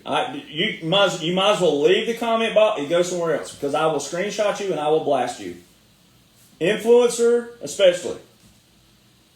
There's no reason for people to look confused right now. If you're an influencer out there, there's no reason for your people to look confused whatsoever. And especially if you're a civilian, stand the you-know-what down. Lead, follow, or get the hell out the way. And by leading, that means you better lead them with everything that's in my intellectual property. I'm the only one that has it. Sorry. That sounds braggadocious, that sounds whatever. Tough crap. You didn't know it, you never knew it, so tough crap. You might as well be showing your people, the veterans who know what's going on, and the people who I'm on podcast with. Everything was done strategically. 2022, I went on every podcast known to man to get to the people. And all of my patriots, you've seen me not go back on certain shows because they're what? They're puppets. They're being paid to talk. A lot of them. A lot of them are frauds and fakes, and they all have stuff on their records. We've already done all the research. I've already done all the background. I also have certain credentials out there. And when I get to tell that, that's going to be really fun too. All right? And me and my sponsor have been talking about this. Not sponsors like, Nike and Reebok or whoever. No, a real sponsor. All right? When we get to tell who it is, look. Somebody's got to be in the know. Somebody's got to lead you through all this bullcrap. The bullcrap right now is not all this noise. The bullcrap is really the quote-unquote influencers who are creating noise. All because they have no clue what's going on lawfully. So when you have a full proof of a call, you have full proof of presidential emergency action documents, which means military occupation, military operation, and all the other terms to do with it. It's all out there. So now I'm going to get to this before we get to the full closure. Epstein. First off, what would you people benefit from by having a list? What would you average people do by benefiting? See, what's happened, and I've talked about this on other podcasts and also with friends, what's happened is a lot of people are selfish. And they were President Trump supporters on the surface, and they went out on a limb and they supported him verbally, either on their social media or their friends, and all of a sudden, their friends are probably either Democrat, liberal, independent, middle of the road, whatever, but also haven't read laws, orders, or anything like that, don't have a clue that there's a thing called a military occupation or a continuity government, don't have any clue of that, how it works, how it's invoked, etc., how it operates, functions, right? So then all of a sudden, this list isn't there for the people to be able to say, President Trump's not on there, I told you he wasn't on there. That's all this is about. That's all these rhinos and never-Trumpers and Republicans, conservatives, that's all this is about.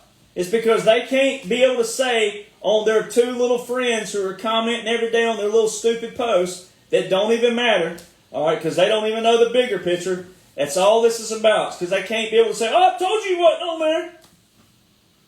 And if they did publish a list out there and President Trump's name's not on there, guess what the liberals are going to do? The liberals are going to say what? They're going to say, you people erased it. They erased this. That. So then you have what? You have people who are never what? Satisfied by what? Human things. Not laws and orders.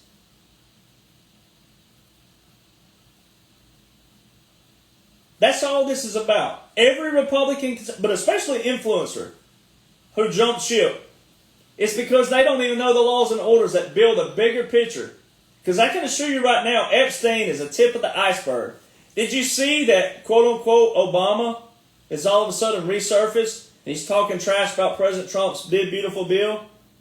All right? All of a sudden, Obama's coming back on the scene, being more visual, more vocal about President Trump. Where was he? Where's Obama been?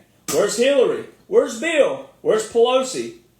Where's Chelsea? Where's George? Where are all these people at? If they're free to roam, listen again, this is what you got to listen to.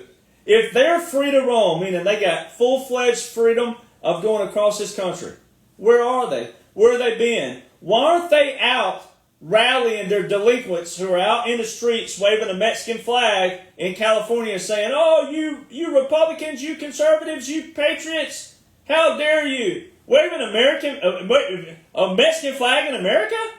And you don't want to go back, though, to your country because you're unlawful? Make that make sense. That on the surface alone, without laws and orders, make that make sense. So you're waving a Mexican flag in America, but you're mad because we want to send unlawful people back to Mexico.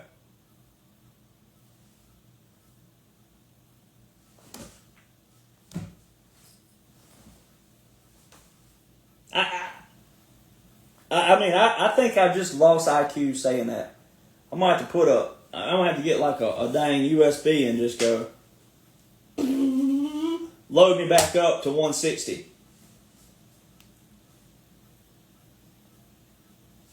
So where are they? Why aren't they out with their delinquents on the streets? Why aren't they out there? What, they got all their people out there right now. They could be rallying, oh, he's a threat to democracy and we need to save this nation and he's violating the Constitution and we know how to rally. Come on, people, let's lead it down the street and blah, blah, blah. Let's look like Forrest Gump running out in the desert. You know, where are they? Why aren't these quote-unquote leaders out there with their delinquents saying, yeah, that's right, he is a threat and he is a violating? Where are they? Why aren't the liberals pissed? Why aren't the liberal Democrats pissed that their quote-unquote leaders are nowhere to be found? Why do we have Republican, conservative, but especially people calling themselves patriots when President Trump puts on Truth Social, all roads lead to Obama, reshare if you would like to see public military tribunals. Oh, you didn't share that? He's talking about public military tribunals, which are military courts, not federal. That would be the justice. Why do we have patriots who didn't even get on Truth Social when President Trump told them to? Why do we have people who said when President Trump put up a post about Joe Biden executed 2020? Why do we have people calling themselves patriots, Republicans, conservatives? Oh, he didn't mean to post that. There's a difference in a post and a repost. Do you realize? A repost and a post. It's visual for the public. It don't matter if it's a post or a repost. The man who used internet, the man who used Twitter to get to people, the man who campaigned with social media, don't realize that he put a post up that says Joe Biden was executed in 2020?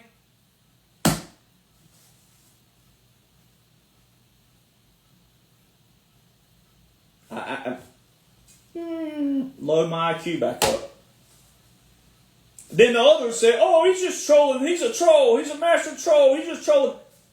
What part of January the 20th, 2021 will you not listen to an Army veteran? It's the Army who fires the cannons that day. Why don't you listen to Army regulations? Joe Biden was shown to have a funeral service. So if he was executed in 2020, and President Trump's truth in that, pretty sure that'd be a good visual for the January 20th, 2021. There's only, obviously, 20 days up to that point in January, so you're only 20 days into 2021.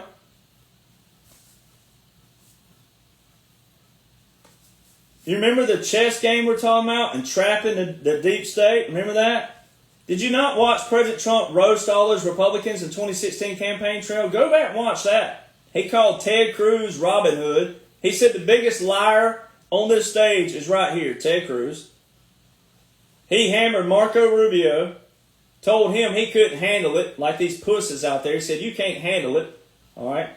Cruz said, oh, I'm leading Hillary in the polls. on the debates, you're only leading in the bigger polls, and President Trump said, I'm pretty sure if I'm leading in the bigger polls and you're not, you have no chance on her. He roasted Jeb Bush. He hammered Jeb. He hammered George. He hammered George Sr. He hammered the whole Bush family. President Trump. Did you not see Jeb Bush on Twitter, X? Did you not see Jeb? Where's Jeb been this whole time? No one's heard from Jeb this whole time since 2016 to Iran. And Jeb Bush is putting up on his X, his old school Twitter, X, complimenting President Trump's handling of Iran. Where are you people? Where are you so-called patriots? Where are you so-called influencers? What the hell are you looking at? Especially those of you who claim you know me. You have me in your phone. You have me on your friends list. You've texted me. You've tried to get me on your shows. I'm not coming on there and promoting you. That's all you want me for. You want me and my followers. You want my followers' eyes on you. And the ones who are still trying and struggling, the ones that I'm here for, hell no. I'm not going to give them you. Get out of here. I don't care how many views you're getting. A lot of you are regurgitating. You ain't gone through the fire of what we've gone through. You ain't a veteran, so you ain't done that. But then two, you ain't gone through no death threats, no hate, no anything. Mark Twain effect is in full effect right now. Again, in the beginning of change, the patriot is scorned, hated, ridiculed, and mocked. Then the timid will join him when his cause succeeds, because then it costs nothing to be a patriot. You don't know anything about being a patriot. You're regurgitating stuff. And all the influencers out there who are just making other people miserable all day long, they're not influencers. They need to be canceled. Epstein. How come, right now, if you get on X, how come Pelosi, Hakeem Jeffries, and Schumer, none of them are calling for the Epstein files? How come all the main hardcore Democrat liberals, how come they're not posting about the Epstein files? How come none of you quote-unquote influencers caught that? Where were you in 2008? 2008? 2008? Where were you in 2008? Where all you people who are mad about Epstein files and jump shit with President Trump, this is all of you. Where were you in 2008? He was given a plea deal. In 2008, he took state charges, not federal charges, state charges. Who was the president in 2008 again?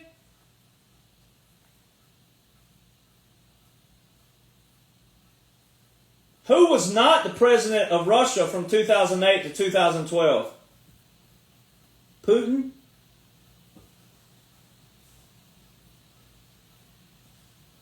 Who was the president in 2010?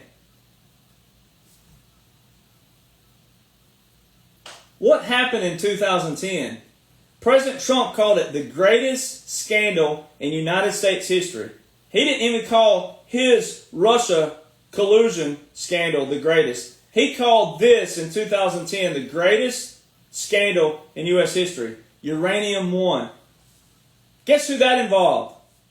Bill, Hillary, Obama, Biden. Uranium One. $145 million deal. Old Bill Slick Willie,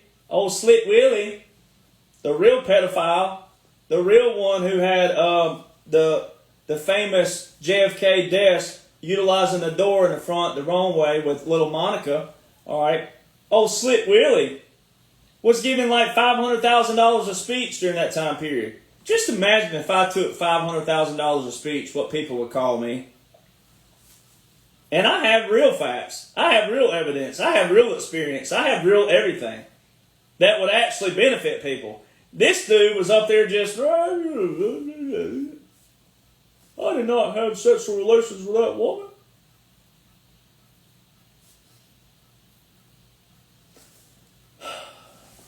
2011. Who was the Secretary of State from 2009 to 2013 for Obama and Biden? Hillary Rodham Clinton. Who prosecuted Epstein again? He was what, arrested in what year? 2019. Who was the president again in 2019?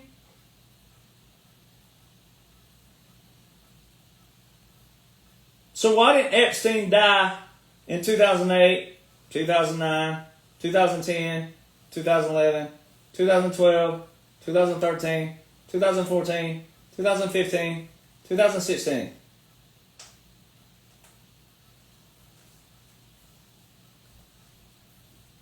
He was arrested again in 2019. Who was the president again?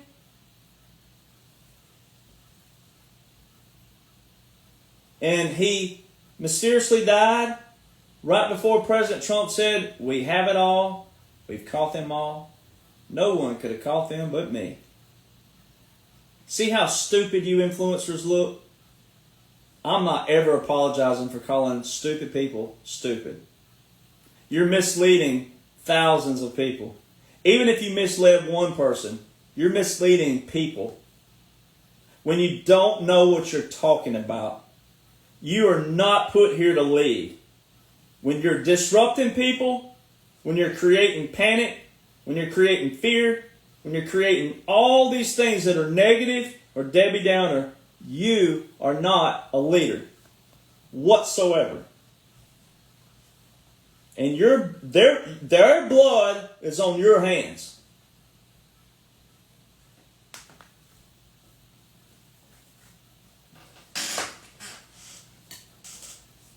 So watch this. I'm about to show you how every single influencer does not have a damn clue what they're doing. If they're in that category of misleading people, if the people are disrupted or in dismay or disarray, upset, in fear, and whatever it is, negative or Debbie Downer, I'm about to show you. I've already broken this down one time, but we're going to do it again. How come these quote-unquote influencers are not showing people my page, sharing all my posts, all my videos, all right, sharing my Rumble on their accounts, sharing my books, which are #1 bestsellers again, for the people who can afford it, for the people who can't, there's free videos. I don't have any subscriptions whatsoever. How come these quote-unquote influencers don't know about Supreme Court docket case 23-939, filed March the 19th, 2024? How come all these influencers, though, first off, didn't see this right here, this formation? Tip of the spear, special operations. That's not Space Force. That is not also Illuminati. So you have your idiots out there saying that's Illuminati. Then you have your others saying that's Space Force. No, it's not. Special operations. Tip of the spear. That's the spear. That's a spear. Tip of the spear. Go Google it. It's also the icon logo on Unconventional Warfare Pocket Guide. Tip of the spear. Special Operations Command. When President Trump was sitting, well, first off, let me do it this way. When President Trump is in any meeting, in every event, he's sitting there just like that. At every meeting and every event, every world leader, everything. Tip of the spear, special operations. On January the 20th this year, 2025, he couldn't do it because it would look really too obvious for Inauguration Day because he's front and center. Who did it? Eric. Eric's over there real high up, not down low. He's real high up doing just like this. It's all special operations. Tip of the spear. When President Trump is sitting with Diddy in photo, this is how stupid liberals are. Now, liberals kind of almost get a hall pass in one way because why? They don't know about laws and orders. Now, they might be in a place where they can be presented with them, and some will be. Some will be when they finally have a friend of theirs that says, man, you got to see this. You got to look at this. Because the end goal is to get as many people on board as possible. I don't want to call people stupid. I don't want to call people ignorant. I don't want to call them that. But while we're going through this, and you're not knowing what you're supposed to know and can know, then don't look like it, and you won't be called that. But when President Trump is sitting with Diddy,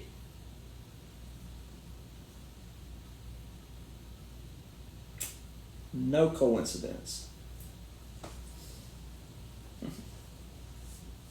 Because the military knew. The military generals, when they created this strategic plan, they knew they were going to have a president who wasn't military to take down this. Because, be a face, be the image, be the brand. Because some people would claim military coup, and that could lead to what? Civil war. So the military used an outsider, but a civilian, but as a commander-in-chief who gets that capacity when they become a president. So 23-939 ends all of your phony, fake, bait you up influencers. So I took a lot of heat, and I'm okay with it, because again, if you trash military, if you trash a veteran, if you trash military laws, if you trash military operations, if you trash military regulations that are all lawful, then you're trashing every veteran. You're trashing everything to do with military. You're trashing every memorial grave. You're trashing everything to do with the military. Special operations, just because you may not have ever heard of it, just because it sounds far-fetched to you, just because unconventional warfare, irregular warfare, they're unconventional for a reason. They're irregular for a reason. They're not conventional, and they're not regular for a reason. They're special operations that are taking place that are secret until they want you to know about them. 2017, Politico or Newsweek, one of those, I can't remember, told you there's 60,000 secret military in operations. 60,000.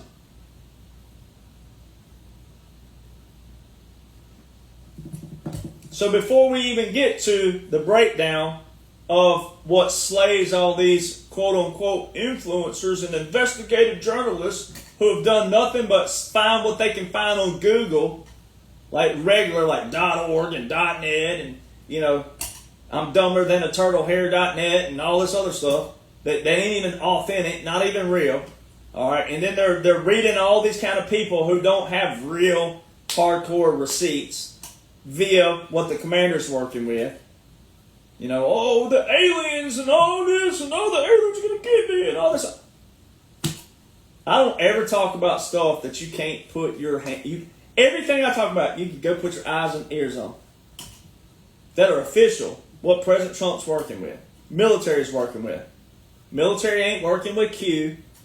All right, military don't work like that. Military works on laws and orders.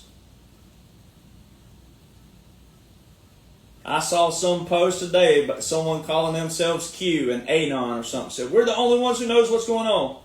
The only thing that matters are the Q. No, it ain't the only thing that matters. Laws and orders are what the military's working with. Laws and orders are what President Trump's working with. Laws and orders ain't going away. Q's going to go away. Laws and orders ain't going away. And I'm not knocking Q completely. But, again, your average people out there can't even grasp laws and orders. So they don't need to be hearing about, oh, this rabbit hole here and this rabbit hole there and this rabbit hole. Your personal rabbit hole don't need to be on someone else. Laws and orders are what the commander-in-chief and military are working with, which clearly outline what they outline. That's what people need to see first. Put your selfish stuff aside. Even if it's good, or even if it's fun, even if it's something fun to sit around a campfire, put that aside first. Show them what matters first. 23-939.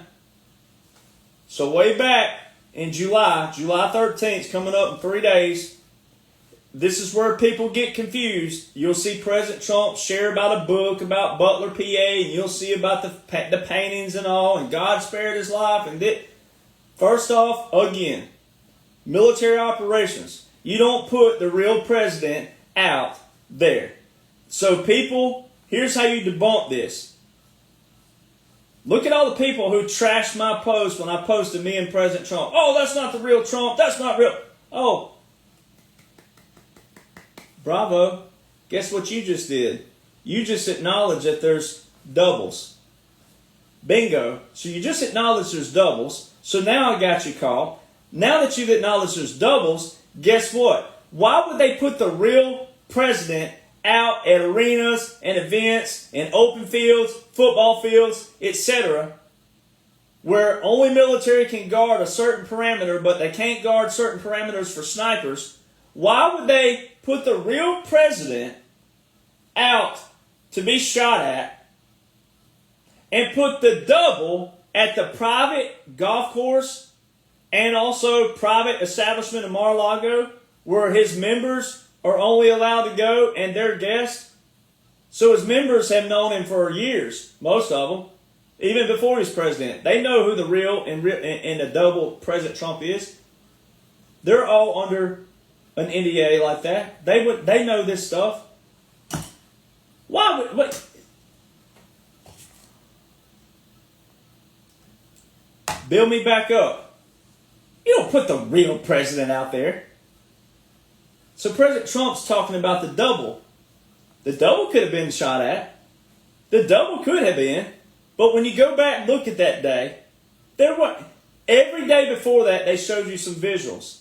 They showed you President Trump had swarms of teams around him. When the Miami court case was going on, about the documents case, swarms of teams. He would have been a former then. So see what I'm saying? People aren't paying attention to what they're supposed to be paying attention to. Then you get to the July 13th, 2024. Forget about what I know before. We're going to bring that up. But July 13th. Diagram show, every diagram. The shooter was perpendicular, like this. Perpendicular to the stage. His snipers were behind here. If you think that a sniper will leave their perch, you're doing every sniper, but also the military disgrace. They left what they call the sight picture. The sight picture right here. Not only did they leave their sight picture right before the quote-unquote shot, but then it dropped down. No. That alone. 2, he didn't look directly towards the shooter. Here's the stage. Here's the podium right here. The shooter would have been right here. He did this. He turned at an angle. See, people don't pay attention to what? Geometry. They don't know angles and geometry. He didn't look perpendicular. He looked like this. He originally looked over there and pointed at the screen. Then he came back here and then he dropped his head like that. If it took the top of his ear off, he would have had to been looking straight at a shooter.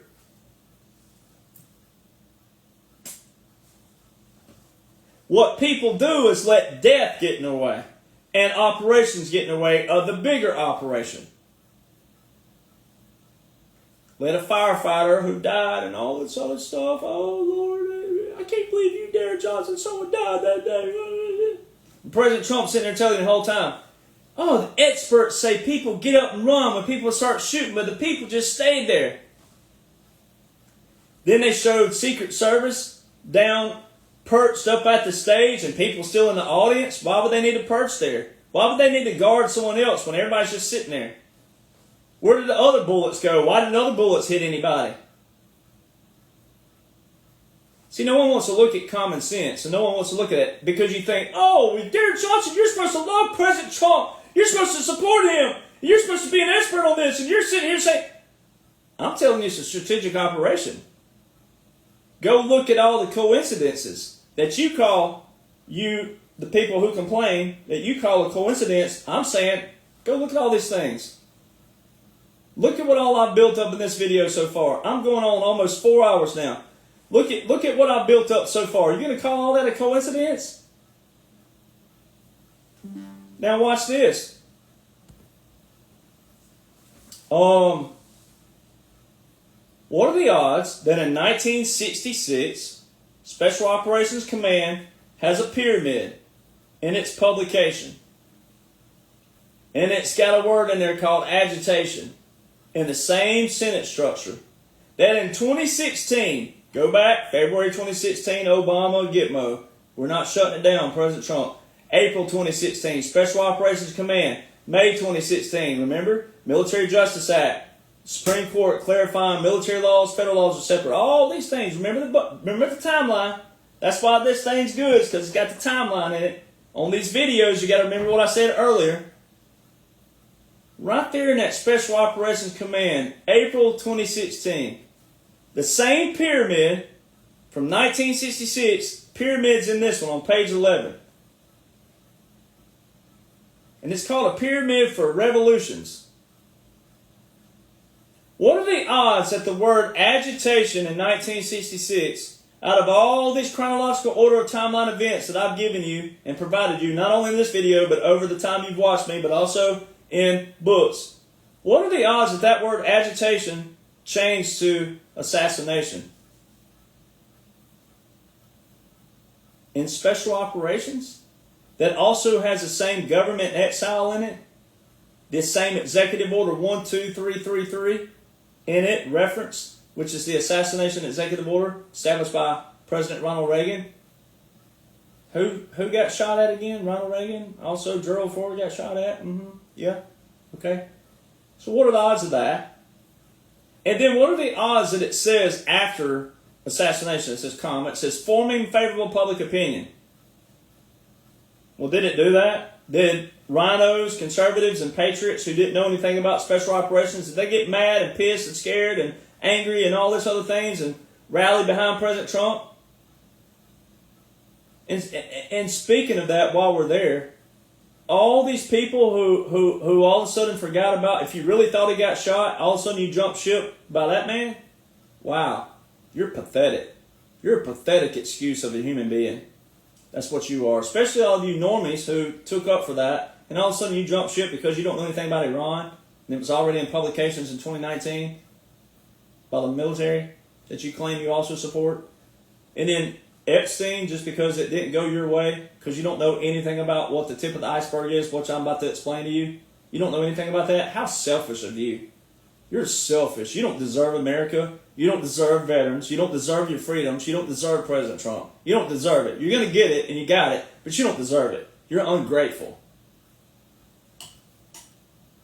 Forming favorable public opinion. Checkmate. Yep, it pissed off Americans. It pissed off Republicans, conservatives, and all that. Oh, yeah. Yep, checkmate. Forming favorable. Then it says advocating national cause. Well, did it leave Pennsylvania? Did it reach China? Did it reach Mexico? Did it reach Texas? Did it reach Washington? Checkmate. Creation of distrust of established institutions. Well, there you go. People got pissed at the FBI, law enforcement, Secret Service, CIA, all of them. They even got pissed at some people that didn't even have an effect on it. Yeah, they're to blame too. I'm like, what? What's the Department of Agriculture have to do with anything? People just mad about it, just want to point a finger at somebody. Don't even realize what's going on. 11 days later, they had the Secret Service director under oath, congressional oath, and they asked her a question. And she validated Derek Jonhson, the Midnight Rider Rides Again, and everything. She validated me. Not that it's about me, but she validated it. The director of the Secret Service, they asked her, did President Trump receive the same security that he would have received as a sitting president? Because the whole world thought he wasn't a sitting president, because they don't know anything about a wartime president and a supreme commander in military operations and strategic operations and special operations. Don't know anything about that. So, just from a normie standpoint, did President Trump receive the same security he would receive as a sitting president? No. A continuity of government. Remember the douchebag that just got blocked earlier? This was just last year. We ain't even been a full year yet.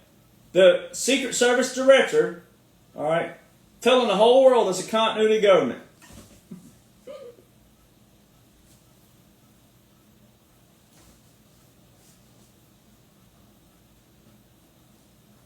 My bedroom's just right here. If I'm the one I'm looking at, my bed's right there. I'm going to sleep like a baby tonight. The more people who hate me and loathe me, the better I sleep. Because I'm doing what I'm supposed to be doing. The odds that Special Operations Command changes from the word agitation in 1966 to 2016 assassination. And all those terms behind the word were checkmate, checkmate, checkmate. And then the Secret Service director says it's a continuity government. And you have laws showing that they were in a full continuity government at that time period. Executive Order 13961, December the 7th, 2020. So now let's go back, fast forward. It wasn't President Trump lying. It wasn't President Trump doing a publicity stunt. It's special operations. All right, strategic operations. They're draining the three-letter agencies. Y'all yell, a lot of people, drain that swamp, drain that. Why did you yell that if you don't want that? Why did you yell that if you can't identify that? Why did you yell that if you can't appreciate that? That's what you're witnessing. You're watching the resetting of all the three branches of government, the resetting of all the three-letter agencies. You're watching the resetting of everything. That way people can hold the real ones accountable in the future. All these idiots yelling about Pam Bondi and Kash Patel and all these idiots out there, you look atrocious. Supreme Court docket 23-939, March the 19th, 2024. Oh, well, let's see here. Alabama hillbilly math. March, April, May, June, July. Uno, dos, tres, cuatro. 4 months before the quote-unquote assassination, President Donald John Trump has a petition with the United States Supreme Court. And it says 3 amici curiae military officials. That's the one you look at. You click on that. It specifically asks the question in there, can a president order SEAL Team 6 to commit murder to assassinate a political rival? So now watch this. This is where all the influencers, the bait 'em up, who don't care about their people, who don't care about their followers, they just bait them with all these stupid questions. They don't have any real quote-unquote information. They're about to get roasted again. Because they don't share people like me, because they know that when their people discover me, there's bye-bye for them, because they didn't know the whole time.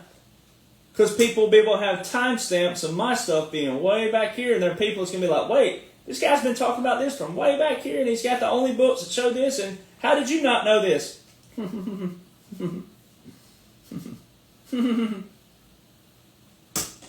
I love clown movies. People don't like clowns, but I love clowns. And I love those scary movies with clowns and the clowns going, yeah, well, I'm that.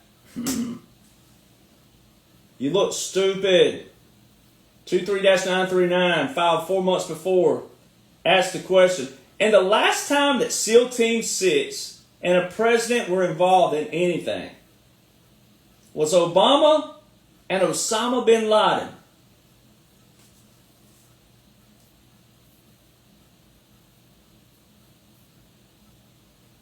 Osama bin Laden was killed May the 2nd, 2011.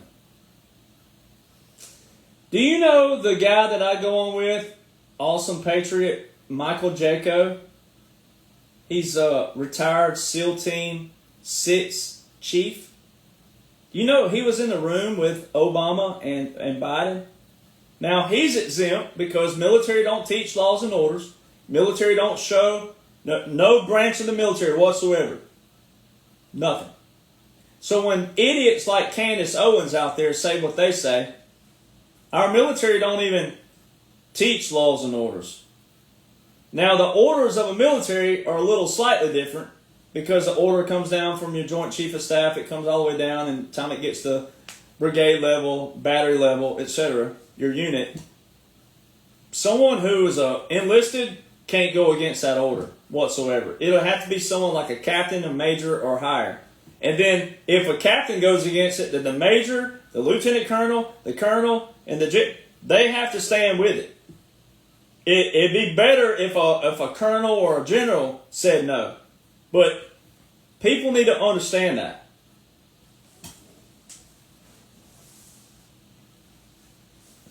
So, all these people out there talking about laws and orders, here they are. If laws and orders don't matter, then what the hell are they doing talking about, don't abide by, don't take an unlawful order?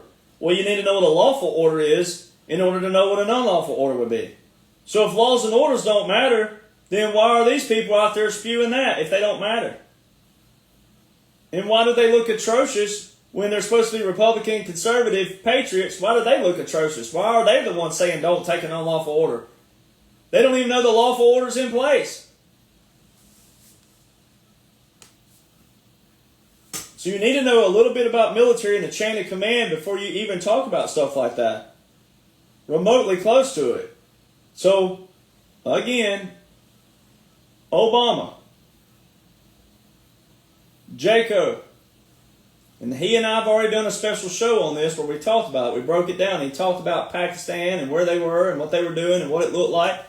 All right, and Obama unmasked them. You're not supposed to show Navy SEALs, especially special operations. He unmasked them. So that's why you even know about them. That's why they wrote books and have everything, because he's like, well, if they unmasked us, they had to look over their shoulder all the time. We might as well be known to people. So he became an author, and he has a podcast, and he talks about it. So, 2011. May the 2nd, 2011.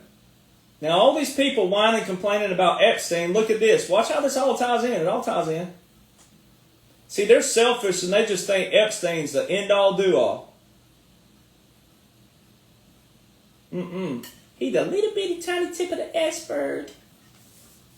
Little bitty. Diddy. Little bitty diddy. Little bitty.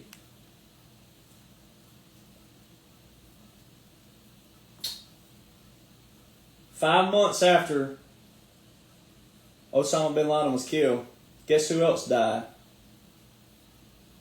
Gaddafi. Uh-oh.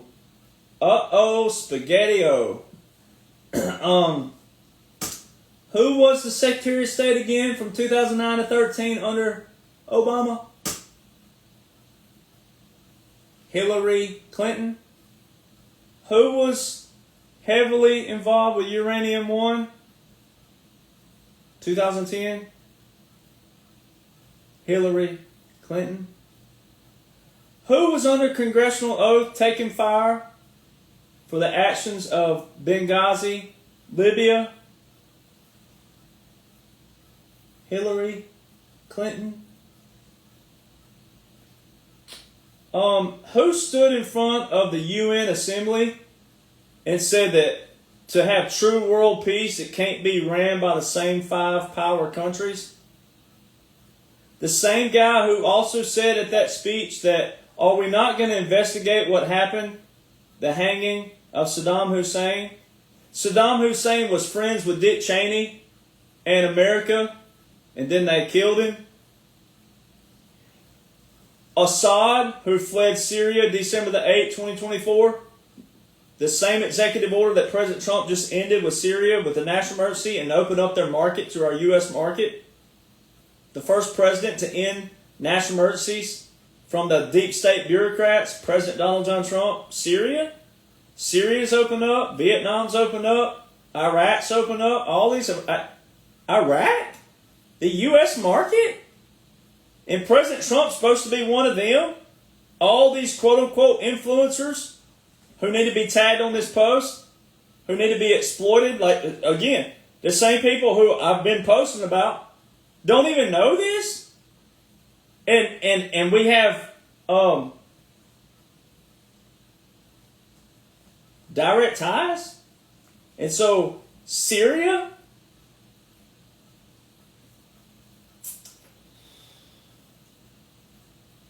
So you have Barack Hussein Obama. Oh, what a name. Barack Hussein Obama. Hillary Rodham Clinton. Slick Willie Bill. Joe Biden, the real Joe Biden. And then you have Osama bin Laden killed May the 2nd, 2011. You have Gaddafi assassinated October the 20th, 2011. And you have Gaddafi, before he was assassinated, being laughed at by Assad, who fled Syria December the 8th, 2024. And President Trump hadn't done anything, according to all these people now. You had all the other world leaders laughing at Gaddafi. And he was sitting here talking about Dick Cheney and Hussein being friends. And he said they, meaning the old United States, the line was drawn in sand November the 8th, 2016. They, the United States, will do the same thing to us. What happened to him shortly after that? Assassinated. And you're going to tell me that's a coincidence that Osama bin Laden and Gaddafi were killed 5 months apart, and now we have a Supreme Court docket case 23-939, March 19, 2024, 4 months before the quote-unquote assassination attempt, in place, that's going to open up all the can of worms on Obama. All roads lead to Obama, which is going to open up Hillary, Bill, Joe, Schumer, Schiff, Comey, all of them. And what are the odds that that Supreme Court docket references Executive Order 12333, which is Ronald Reagan's executive order for assassinations? What are the odds that that executive order is in the 2016 Special Operations Command booklet that also changed the word from agitation in 1966 to assassination in 2016? You're going to tell me that's a coincidence? And you're going to tell a veteran who's keeping oath that all of this is hogwash, bullshit, conspiracy theory, all this other. Is that what you're saying? Is that what you're going to go? You influencers out there, and you rhinos who were never President Trump supporters, you're a damn rhino, and you're also nothing but trash to the real patriots who are trying to make a difference. That's what you look like.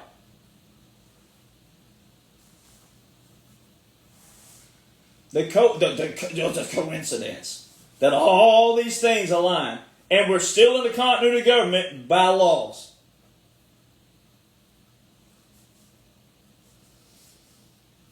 Man, I mean, it can't get any sweeter than that if you're a real patriot, if you're a real President Trump. It can't get any sweeter than that. This Supreme Court docket case there, 4 months before. And let me show you the other thing it breaks down. It also shows you this. So, Executive Order 12333 was a executive order that modified Executive Order 11905. If you go to Google after this, go to Google and type in Executive Order 11905, comma, CIA.gov. Enter. Click on that PDF file that pops up by CIA.gov. Read it. Go to page 2728. It outlines searches, unconsented searches, physical surveillance, electronic surveillance, opening of tax forms, opening of mail, all these things. The three-letter agencies, intel, that's the things of the intel agencies. Who did President Trump say weaponized against the people? The three-letter agencies? But he said what? It wasn't all the people in there. It was what? The senior level leadership. And you have evidence of what? Special operation, but for the normal people, for the moment, they have what? They have evidence of what? A raid on Mar-a-Lago to get documents. President Trump said they took personal documents as well. All right? So that could have been mail. They've also asked for what? His tax returns. They spied on Trump Tower. He said they spied on my campaign. They spied on Trump Tower. They have video surveillance. They have electronic surveillance. They have everything. Do you not hear what you're hearing? Remember that Christmas song, Do You Hear What I Hear? Do you hear what I hear? Do you not hear executive order here, 11905, President Gerald Ford? And then it ties into executive order 12333, assassinations. You can't attempt assassination on anybody, but especially the president. And that's over here in Special Operations Command and also the Supreme Court docket case 23-939. Do you not see all these tying in? But I'm the conspiracy theory. I'm the conspiracy theorist. I'm the one that's, he's so harsh, his language is harsh, and, that's not professional of I'm not a podcaster, people. I'm a retired veteran that God gave a platform to. I'm doing the best I can with my language. But you people out there, it's all there. This is a strategic operation, the whole thing. And influencers acting like this is all real time and it's all, the daily hiccups and everything. It's an operation. Listen to military first. So if Joe was president, why was all of 2021 to 2025 a direct replication of a puppet government? Strategic tactic. Why did he relinquish his authority July 19, 2021 to the president of 1550, which is President Trump? That's an executive document of Title 50, Chapter 33, Section 1550, which was put there by Congress. Democratic House introduced it. Republican Senate passed it. That's all congressional. Why is he relinquishing his authority and functions to the president of 1550? Who's the president? December 20, 2019. So why did quote-unquote Joe relinquish his authority? That's exactly what that executive document did. So that's what also proves the Iranian reports from 2019, December the 20, 2019, the last presidential report was on the day that the war order was put into place. And the most recent one was December 23rd, 2024. So quote-unquote Joe did not have a single presidential report to Congress from 2021, 2022, 2023. And 28 days before January the 20th, 2025, quote-unquote Joe has finally got a presidential. No, he relinquished his authority. So if you thought he was real, I'll play devil's advocate for a moment. If you think he's real, thought he was real, okay, fine then. Why did he relinquish his authority July 19, 2021? In executive document, executive, presidential document, executive branch, presidential. In Title 50, Chapter 33, Section 1550, Title 50, Congress, Secretary of Defense, Congress, Secretary of Defense, Chapter 33, War Powers Act. There's been zero White House military office. The last archived White House military office is Obama's. Why? Air Force One, logistics, travel. Marine One, logistics, travel. That's what White House military office does. Why hasn't there been one? Why hasn't it? Why is the last archive page Obama's? Why is the last order of succession within the Department of Defense, Executive Order 13963, which are all in our Department of Defense directives? Every time you read a Department of Defense directive and it references order of succession for the Department of Defense, Executive Order 13963. December the 10th, 2020, just 3 days after continuity of government executive order? And that's supposed to be a coincidence. Every president had an order of succession within the Department of Defense, except for quote-unquote Joe. All the visuals on January the 20th, 2021. All the military funeral for Joe, the 3 cannons and everything. Not going over that again. Air Force One. To this day, even President, when it shows Air Force One going somewhere, guess what it doesn't have? A call sign. So that's consistent with also what happened with quote-unquote Joe. No presidential call sign on Air Force One. And President Trump has told you multiple times, he's not the president. He's a wartime president. It's a completely different kind of law. Unique laws, unique strategy, strategic operation, special operation. Guess who is flying with presidential call signs? The Department of Defense. Oh, well, that would align with what? The Secretary of Defense and the Defense Department. That would align with all of President Trump's laws and orders, because he wouldn't be in charge himself alone.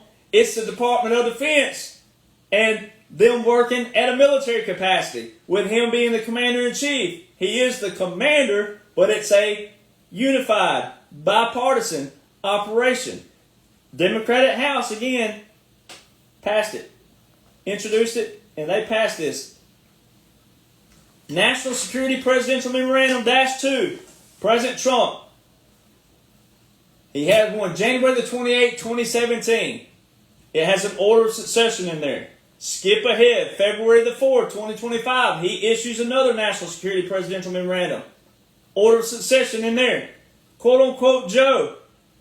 Hear me out. There's two different points to this. Every president has called their national security memorandum something different. They all have a different language.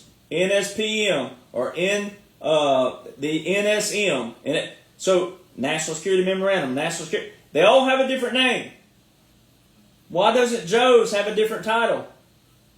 It shows Joe with one right in the middle of 2017 and 2025. It shows quote-unquote Joe with one, but it's an NSPM. Every other president has used a different term for it. How come quote-unquote Joe? Also, how come quote-unquote Joe's doesn't have an order of succession in there? Funny. So you have a DOD, the last Department of Defense order of succession is from 2020. and the most recent, which would have been at that time period, because quote-unquote Joe didn't have one, the most recent would have been 2017 for the national security order of succession. The Iranian reports, again, just ran over that. So you have zero excuses. No one has any excuses at this point. There's nothing new. Anybody who acts like this is new, and any audience out there who's discovering people, who's not showing people the laws and the orders in place, and they're just talking about a Q drop here and a Q drop there, and they're just talking about this here and a that there, and a rabbit hole this and a rabbit hole that, that ain't helping anybody. It's a disgrace to the military. People need to know what they can put their eyes and ears on first. Things that bring you peace, solace, comfort. It's the military. It's the military who fights for you. It's the military who allows you the freedoms. It's even the military who allows all these delinquents to get out there and say no kings and all this other bullcrap. Because in nations that have real kings, guess what they don't have? Real protest. So see, we allow them to do that. People are only as free as their surroundings allow them to be. We, the military, allowed that. Every reason why you and I are sitting right here looking at this camera together, the only reason you and I are here is because of our foundation, our unique foundation, our unique Revolutionary War, the unique literature from our founders, the ideologies of our founders. That's the whole reason why we're here. So Instagram says I have 1:52 remaining, so they have a limit. So you have everything you need. It's all there. Laws and orders. Again, broken record, but a beautiful broken record. If you're not following me, you need to follow me. I'll lead you to all the right people that you need to listen to, the good people. The ones that knows what's going on by laws and orders. You need to listen to me. All these influencers out there, take heed. We're watching you. Some of us are in operations. We're watching you. All right? We're watching you. You're misleading people. Stop misleading people. When your people discover me and people that I'm associated with, it's game over for you. If you really want to be a part of humanity, if you really want to be a part of this whole clean out and operation in the end, then do what's right by the people. Show the people who know what's going on lawfully, who can hold it right here, every bit of it, every aspect of it. And again, part 1, part 2. Braggadocious, don't care. Right off the top of the dome, 0 ghostwriters, 0 publishers. 216 pages, 596 pages. Special operations, shows you what's going on. So, we'll see you guys soon, and thank you for being here, and make sure you share this and tag everybody.